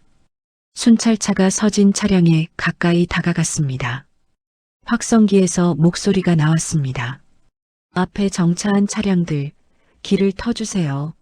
지금 도로 위에서 위험한 상황이 의심됩니다. 당장 멈추세요. 검은 점퍼를 입은 남자들이 당황한 얼굴을 서로 마주봤습니다. 한 남자가 서둘러 손짓을 했습니다. 젠장, 짭새다. 그만하고 빠져. 튀어. 하얀 승합차가 급하게 움직였습니다. 뒤에서 경찰차가 사이렌을 울렸습니다. 위잉, 위잉. 정차하세요. 지금 도주하면 더 곤란해집니다. 멈추세요. 경찰이 외쳤습니다. 남자들이 탄 승합차와 스포츠용 차량은 잠시 머뭇거리다가 신호가 바뀌는 틈을 타 골목길로 빠져나갔습니다. 순찰차는 잠시 뒤를 쫓다가 교통 상황 때문에 더 깊이 추적하지 못했습니다. 대신 두 차량 번호판을 모두 찍어 기록했습니다. 괜찮으세요? 다친 데는 없습니까? 경찰이 창문을 두드리며 물었습니다. 운전기사가 창문을 조금 내렸습니다. 저희는 괜찮습니다. 그런데 아까 사람들 일부러 우리 차를 가로막고 문을 열려고 했습니다. 강도인 줄 알았습니다. 서진도 가까이 다가와 말을 보탰습니다. 저 사람들 며칠 전부터 제 차를 따라다녔어요. 분명히 저를 노린 거예요. 일단 경찰서로 가서 진술 좀 해주세요. 큰일 날 뻔했습니다. 경찰이 정중하게 말했습니다. 서진은 손에 땀이 잔뜩 뺀 것을 느꼈습니다. 차에서 내려 경찰차를 따라갔습니다. 경찰서 조사실에서 서진은 방금 전 상황을 자세히 말했습니다. 보육원 봉사 일정, 며칠 전부터 따라오던 검은 차량, 오늘 도로 위에서 있었던 일까지 박달구가 예전에 자신을 함정에 빠뜨린 일도 조심스럽게 설명했습니다. 같은 사람이 또 저를 노리는 것 같아요. 회사 안에서 저를 싫어하는 사람들이 분명히 있습니다. 박달구 전무님이랑 관련된 사람들일 거예요. 형사가 메모를 하며 고개를 끄덕였습니다. 오늘 있었던 일은 납치 시도일 가능성이 높습니다. 아까 차량 번호는 이미 조회 중입니다. 금방 나옵니다. 조사가 끝날 무렵 문이 열리며 명주가 급히 들어왔습니다. 눈가가 붉게 상기되어 있었습니다. 서진아. 명주가 서진에게 다가와 어깨를 꼭 잡았습니다. 괜찮니? 다친 데는 없어? 어디 봐봐. 응. 아니요. 안 다쳤어요. 엄마 걱정 마세요. 서진이 힘없이 웃었습니다. 명주는 형사를 향해 몸을 돌렸습니다. 형사님, 오늘 일도 포함해서 전부 고소하겠습니다. 전에 있었던 배낭 사건, 이번 일 다 같은 놈들 짓이에요. 박달구 전무 쪽 사람들을 싹 다 조사해 주세요. 내 딸 건드린 데가 톡톡히 치르게 할 겁니다. 형사가 진지한 표정으로 대답했습니다. 오늘 도로 상황을 찍은 CCTV와 차량 번호를 추적하고 있습니다. 어느 회사명의 차량인지 확인되면 다시 연락드리겠습니다. 조금만 기다려 주십시오. 며칠 뒤 경찰서에서 연락이 왔습니다. 하얀 승합차와 검은 스포츠용 차량 모두 대형 그룹과 거래하는 하청업체 명의였습니다. 그 업체 대표는 평소 박달구와 자주 어울리던 사람이었습니다. 역시야. 내 예감이 맞았어. 박달구, 이 인간이 갈 때까지 갔구나. 명주가 보고서를 읽으며 낮게 말했습니다. 이 자료는 즉시 검찰에도 전달되었습니다. 명주는 지금까지 모은 모든 자료를 하나로 묶었습니다. 최 씨 녹음 테이프, 음성 분석 결과, 유전자 검사, 배낭에 숨겨졌던 서류의 출처, 그리고 이번 납치 시도에 사용된 차량의 소유 관계까지 서류 더미를 보며 명주가 말했습니다. 이제는 시간 문제야. 빠져나갈 구멍은 없어. 한편 박달구도 가만히 있지 않았습니다. 검찰이 움직이기 시작했다는 소식이 귀에 들어왔습니다. 급히 변호사를 불러들였습니다. 검찰이 나를 겨냥해서 자료를 모으고 있다는 거지? 냄새를 맡았다는 거야? 네, 전무님. 하지만 아직 확정된 건 없습니다. 재판이 열리기까지는 시간이 걸립니다.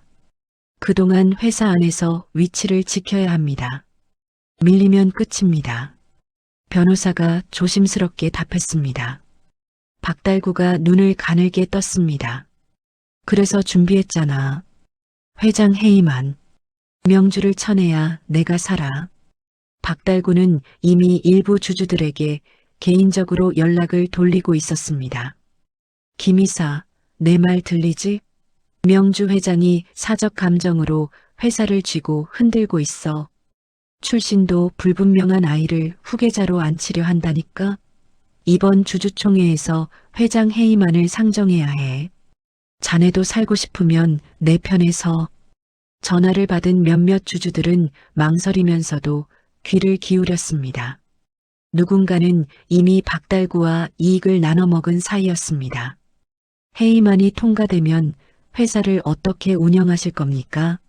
약속한 거 지키셔야 합니다. 걱정 마. 투명하게 운영할 거야. 쓸데없는 사회공헌 예산부터 확 줄여야지. 돈 되는 것만 할 거야. 박달구는 거짓 미소를 지었습니다. 주주총회 소집 통보장이 회사 안팎으로 발송되었습니다. 임직원들의 표정이 더 무거워졌습니다. 누가 어느 편에 설지 속내를 쉽게 드러내지 않았습니다. 밤늦게 집무실에 홀로 남은 명주는 회의 자료를 한 장씩 넘겼습니다. 서진은 옆에서 노트북을 열고 정리된 파일을 확인했습니다. 엄마, 여기까지가 검찰에 제출한 자료 정리본이에요. 내일은 주주들에게 보여줄 버전으로 다시 편집해야겠어요. 더 임팩트 있게. 서진이 모니터를 가리키며 말했습니다. 명주가 고개를 끄덕였습니다. 그래. 법정에서 말하는 방식과 주주 앞에서 말하는 방식은 다르니까. 내일 아주 확실하게 보여주자. 두 사람의 눈 밑에는 짙은 그림자가 드리워져 있었습니다. 밖은 이미 어두웠지만 회사 안공기는 눈에 보일 만큼 무거웠습니다. 대형그룹 긴급 주주총회장.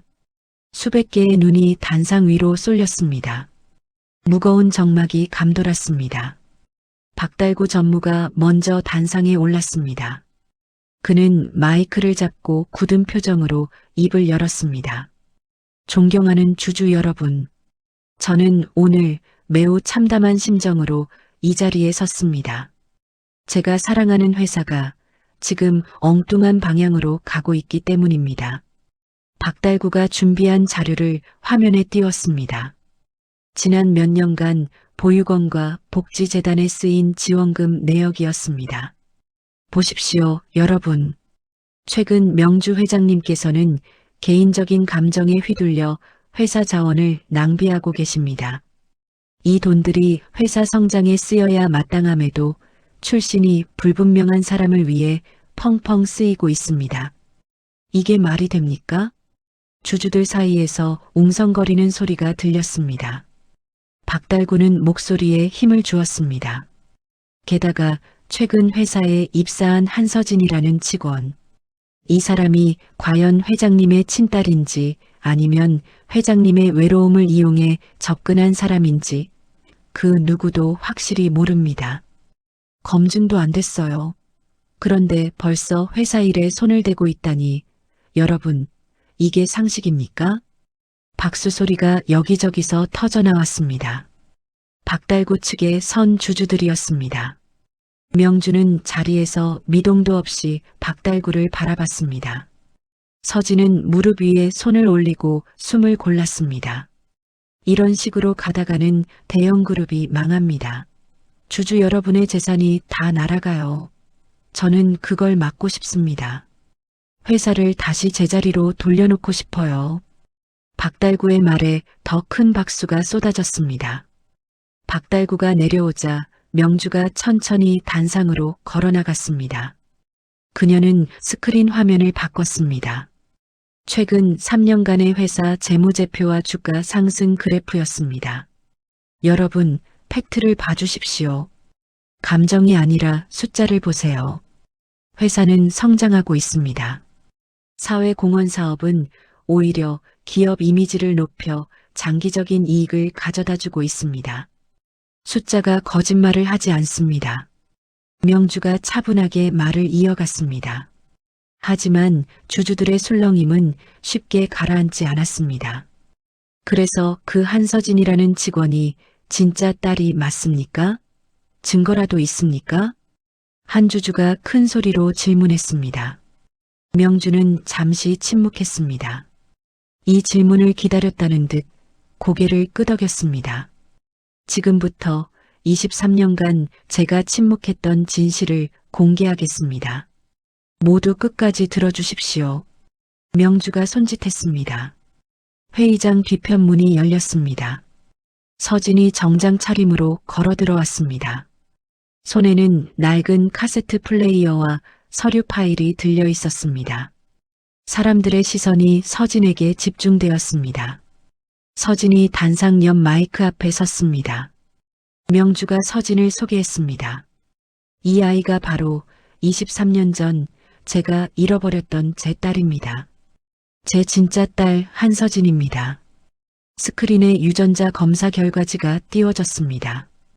검사 기관명과 의사 서명이 선명하게 보였습니다. 친자관계 성립 99.99%. 이것은 과학적인 증거입니다.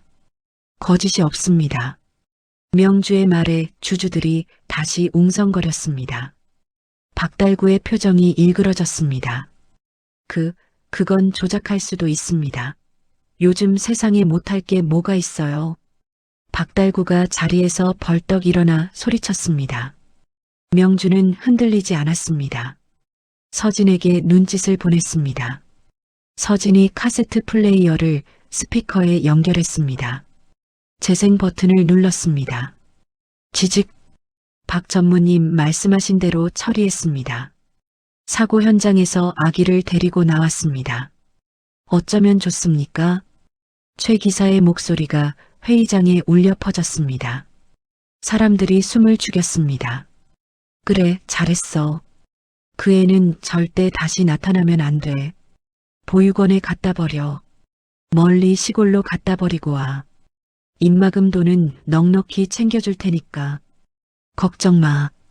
이어지는 박달구의 목소리. 시간과 장소, 금액까지 구체적으로 언급되었습니다. 주주들의 얼굴이 경악으로 물들었습니다. 박달구는 자리에서 벌떡 일어났습니다. 이건 조작입니다. 저런 테이프 따위 요즘 기술로 얼마든지 만들 수 있습니다. 다 엮어서 만든 거예요. 믿지 마십시오. 박달구가 소리쳤습니다. 하지만 명주는 흔들리지 않았습니다. 변호인이 앞으로 나와 음성 분석 결과 보고서를 화면에 띄웠습니다. 국립과학수사연구원 출신 전문기관에서 분석한 결과입니다. 테이프의 화자는 박달구 전무와 99% 일치하며 편집이나 조작 흔적은 전혀 발견되지 않았습니다. 이건 진짜입니다. 박달구의 얼굴이 불그락푸르락해졌습니다. 서진이 마이크를 잡았습니다. 저는 이 카세트 플레이어를 가족처럼 여기며 살았습니다. 이 안에 담긴 아버지 목소리가 유일한 위로였습니다. 그런데 알고 보니 저를 버리라고 명령한 사람의 목소리도 함께 들어 있었습니다. 이게 얼마나 끔찍한 일인지 아십니까? 서진의 목소리는 차분했지만 힘이 있었습니다. 주주들은 숨소리조차 내지 못했습니다. 그리고 최근 제 차를 가로막고 납치를 시도했던 사람들도 박 전무님과 관련된 사람들이었습니다. 제 배낭에 훔친 수표를 넣어 저를 범죄자로 만들려 했던 것도 바로 박 전무님이었습니다. 증거가 다 있습니다. 그때 회의장 뒤편에서 정장을 입은 사람들이 들어왔습니다. 검찰 수사관들이었습니다. 그들은 박달구에게 다가갔습니다. 박달구 씨 횡령, 배임, 증거 위조, 납치 미수교사 혐의로 체포합니다. 조용히 따라오시죠. 수사관이 체포영장을 들이밀었습니다. 박달구가 뒷걸음질 쳤습니다. 이거 나. 손대지 마. 내가 누군 줄 알아? 이건 함정이야. 다 계획한 거라고. 박달구가 발버둥 쳤지만 소용없었습니다. 수사관들이 그의 손목에 수갑을 채웠습니다. 찰칵 하는 소리가 마이크를 통해 회의장 전체에 울렸습니다. 주주들은 휴대폰을 꺼내 이 장면을 찍기 시작했습니다. 플래시가 여기저기서 터졌습니다. 23년 전 살인, 교사 및 아동유기 혐의에 대해서는 추가 수사가 진행될 겁니다. 도망가지 마십시오. 수사관이 덧붙였습니다. 박달구는 고개를 숙인 채 끌려나갔습니다. 그의 등 뒤로 주주들의 비난 섞인 야유가 쏟아졌습니다. 저런 인간이 전무였다니. 회사 돈 빼돌린 것도 걔였을 거야. 아이고, 우리가 속았네. 회의장은 순식간에 아수라장이 되었습니다. 하지만 명주는 침착하게 마이크를 다시 잡았습니다. 존경하는 주주 여러분, 불미스러운 일로 심려를 끼쳐 죄송합니다. 하지만 이것은 우리 회사가 더 깨끗하고 투명해지기 위한 과정입니다. 숨기지 않고 밝히는 게 우리가 할 일입니다. 명주는 준비해온 지배구조 개선안을 발표했습니다. 독립적인 감사위원회 설치, 가족 승계 시 내부 검증 절차 도입 등 혁신적인 내용들이었습니다. 이제 박달구 전 이사의 해임안과 제가 제안한 개선안에 대해 투표해 주십시오. 여러분의 선택이 회사의 미래를 결정합니다. 결과는 압도적이었습니다. 박달구 해임안은 만장일치에 가깝게 통과되었습니다. 명주 체제에 대한 신임안도 가결되었습니다. 찬성표가 쏟아졌습니다. 회의가 끝났습니다. 사람들이 모두 빠져나간 텅 빈 회의장. 서진은 단상 위에 남겨진 카세트 플레이어를 가방에 넣었습니다. 손끝에 닿는 차가운 기계의 감촉이 오늘따라 다르게 느껴졌습니다. 이제는 과거의 아픔이 아니라 진실을 밝힌 승리의 증거였습니다. 명주가 서진에게 다가왔습니다. 고생했다, 서진아. 떨렸지? 근데 정말 잘했어. 엄마도요. 엄마가 더 떨렸을 텐데. 두 사람은 서로를 바라보며 옅은 미소를 지었습니다. 눈물은 흘리지 않았습니다. 이제 울 시간은 지났습니다. 앞으로 해야 할 일이 더 많았습니다. 복도로 나왔습니다. 비서실장이 다가와 보고했습니다. 회장님, 언론사 인터뷰 요청이 쇄도하고 있습니다. 지금 당장이라도 올 기세입니다. 어떻게 할까요? 오늘은 아무 말도 안 할 거야. 공식 입장문만 내보내. 짧고 명료하게. 나머지는 다 거절해. 명주가 단호하게 말했습니다. 그리고 서진을 돌아봤습니다. 배고프지? 밥 먹으러 가자. 오늘은 내가 맛있는 거 사줄게. 네, 엄마. 좋아요. 두 사람은 나란히 복도를 걸어갔습니다. 창밖으로 따뜻한 햇살이 쏟아지고 있었습니다. 23년간 그들을 괴롭혔던 긴 그림자가 마침내 사라진 자리였습니다. 건물 밖에서는 기자들이 카메라를 들고 기다리고 있었습니다. 명주와 서진이 나타나자 플래시가 터졌습니다. 회장님, 한 말씀만 해주세요. 서진 씨, 지금 기분이 어떻습니까? 하지만 두 사람은 대답하지 않았습니다. 그저 차에 올라탔습니다. 차가 출발하자 기자들의 목소리가 멀어졌습니다. 차 안에서 명주가 서진의 손을 잡았습니다. 서진아, 이제 시작이야. 우리 앞길은 아직 멀어. 근데 이제는 무섭지 않아. 왜냐면 엄마가 옆에 있고 너도 옆에 있으니까. 네, 엄마. 저도 이제는 안 무서워요. 혼자가 아니니까요. 차는 따뜻한 햇살을 가르며 앞으로 나아갔습니다. 23년 만에 끝난 악연. 다시 만난 모녀. 그리고 이제 시작될 새로운 이야기. 몇 달 뒤 법원 앞. 명주와 서진은 1심 선고 결과를 듣기 위해 방청석에 앉아 있었습니다. 판사가 판결문을 낭독했습니다. 피고인 박달구에게 징역 12년을 선고한다. 쾅! 판사가 나무 망치를 내려쳤습니다. 횡령, 배임, 납치, 미수교사 혐의가 모두 인정되었습니다. 23년 전 살인 교사와 아동유기 혐의는 별도 재판으로 진행 중이었습니다. 박달구는 수감복을 입은 채 고개를 숙였습니다. 입술만 파르르 떨렸습니다. 항소하겠습니다. 박달구가 작게 중얼거렸지만 아무도 들어주지 않았습니다. 그는 교도관에게 이끌려 퇴정했습니다. 명주와 서진은 법원을 나왔습니다. 비서실장이 기다리고 있었습니다. 회장님, 이사회에서 연락 왔습니다.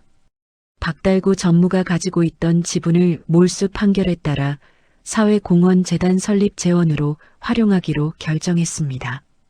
회장님 뜻대로 진행되고 있습니다. 좋아요. 보호 종료 아동 지원과 교통사고, 유가족 지원에 우선 사용하도록 해요. 제대로 된 곳에 써야죠. 명주가 고개를 끄덕였습니다. 서진이 옆에서 물었습니다. 엄마, 지금부터는 제가 그 일을 맡아도 될까요? 직접 설계하고 싶어요. 제가 겪었던 일을 아는 사람이 만들어야 제대로 될 것 같아요. 물론이지. 네가 가장 잘 알잖니. 누구보다도. 며칠 뒤 대형그룹 이사회가 열렸습니다. 서진은 공식적으로 상무 직함을 받았습니다. 나이가 어리다는 반대도 있었지만 주주총회 이후 서진의 진정성을 본 사람들이 많았습니다. 서진은 자립준비 청년 지원 프로젝트 총괄 책임자가 되었습니다. 첫 출근 날 서진은 새로 꾸며진 사무실에 앉았습니다. 책상 위에는 상무 한서진이라는 명패가 놓였습니다. 손으로 쓰다듬어 봤습니다. 낯설었지만 자랑스러웠습니다.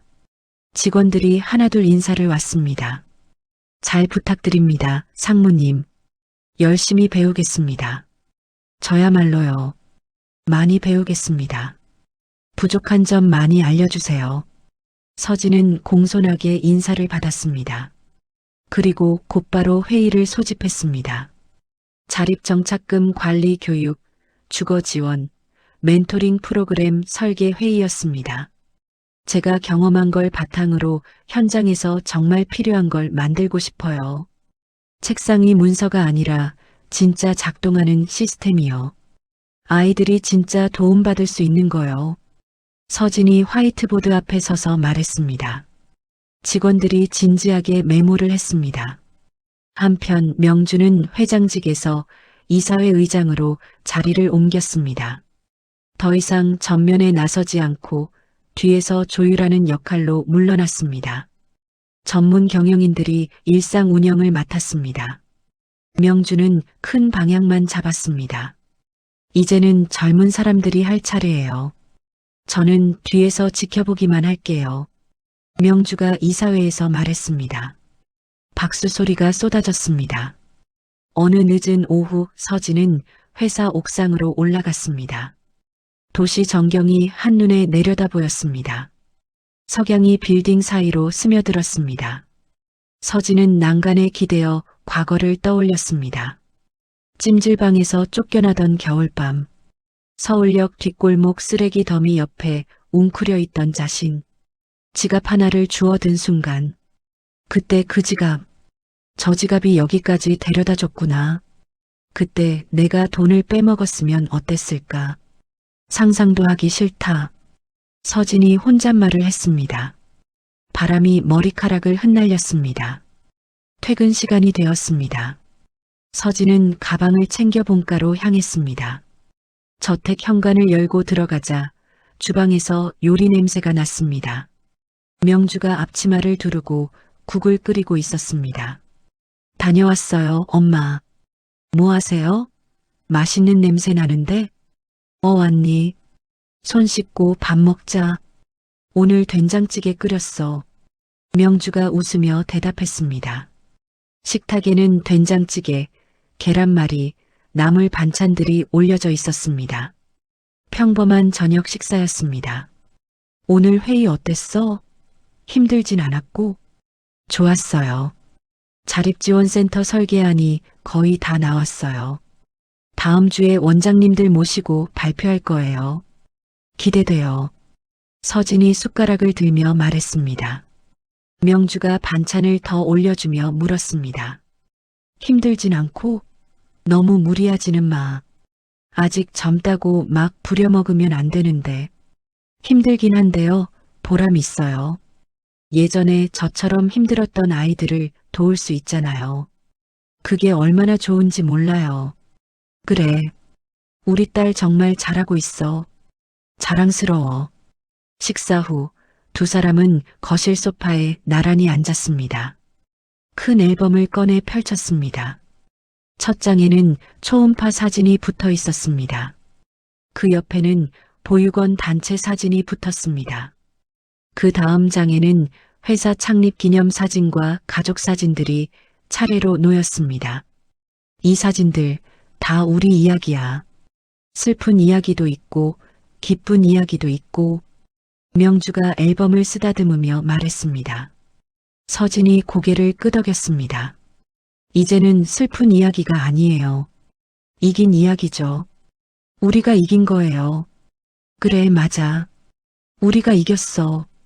서진의 방에는 여전히 낡은 카세트 플레이어가 책상 한켠에 놓여 있었습니다.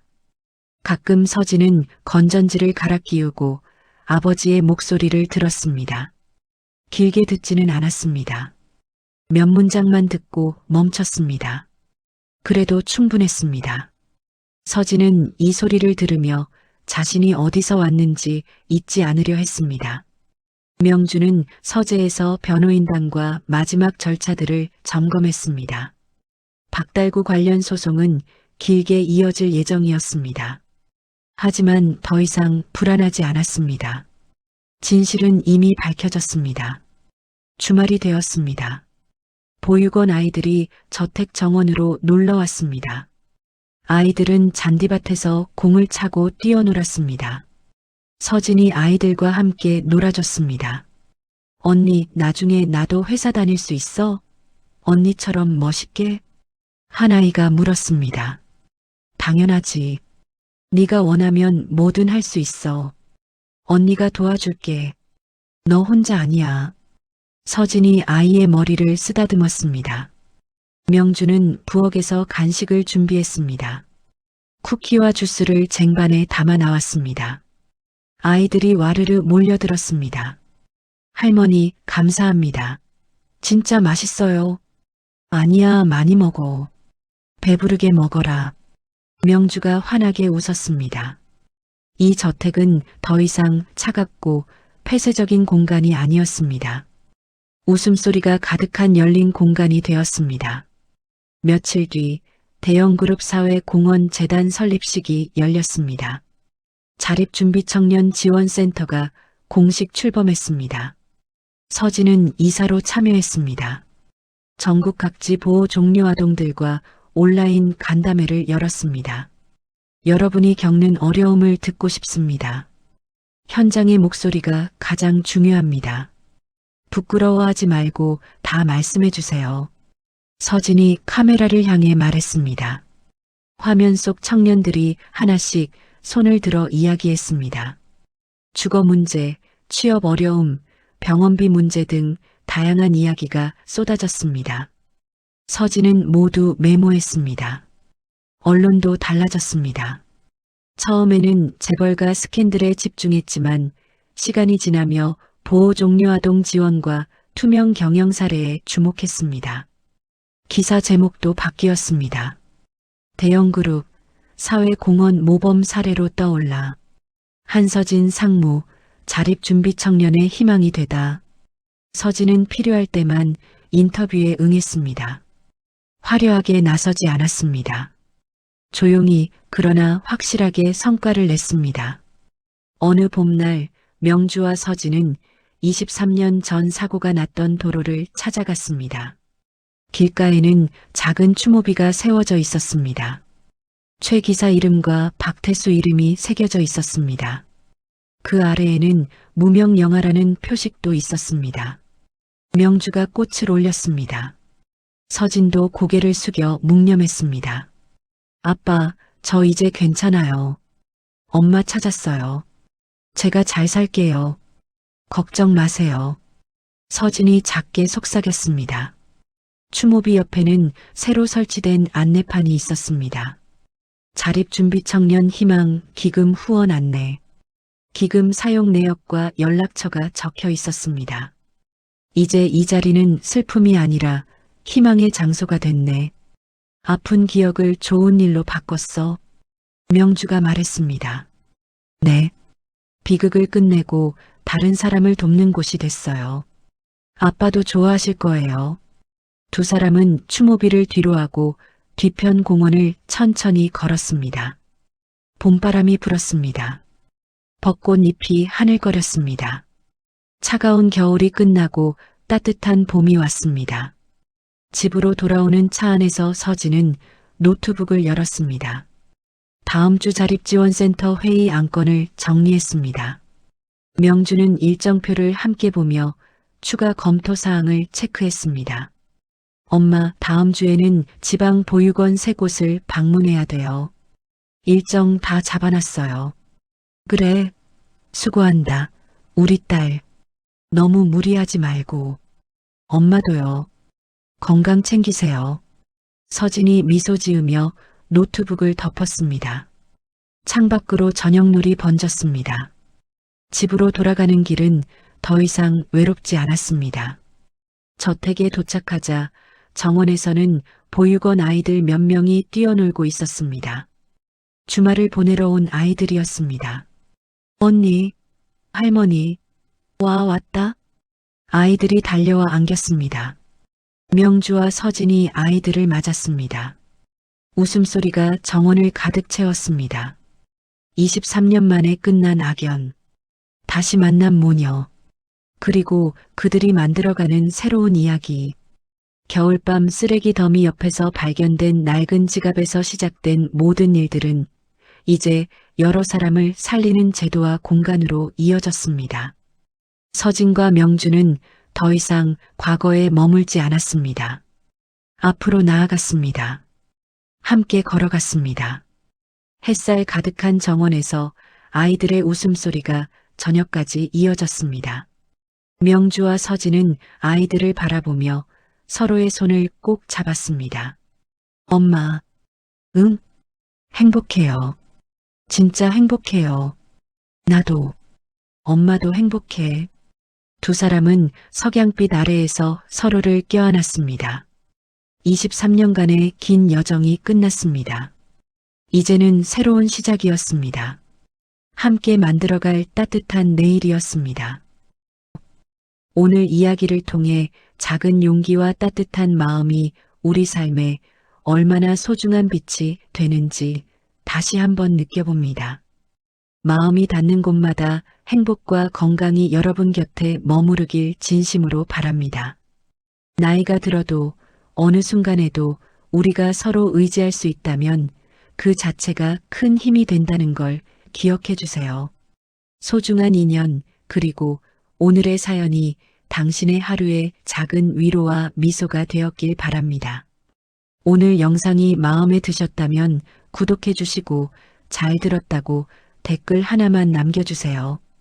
여러분의 따뜻한 말씀 한마디가 다음 영상을 준비하는 저에게는 정말 큰 힘과 용기가 됩니다. 지금까지 사연 한 그릇이었습니다. 감사합니다.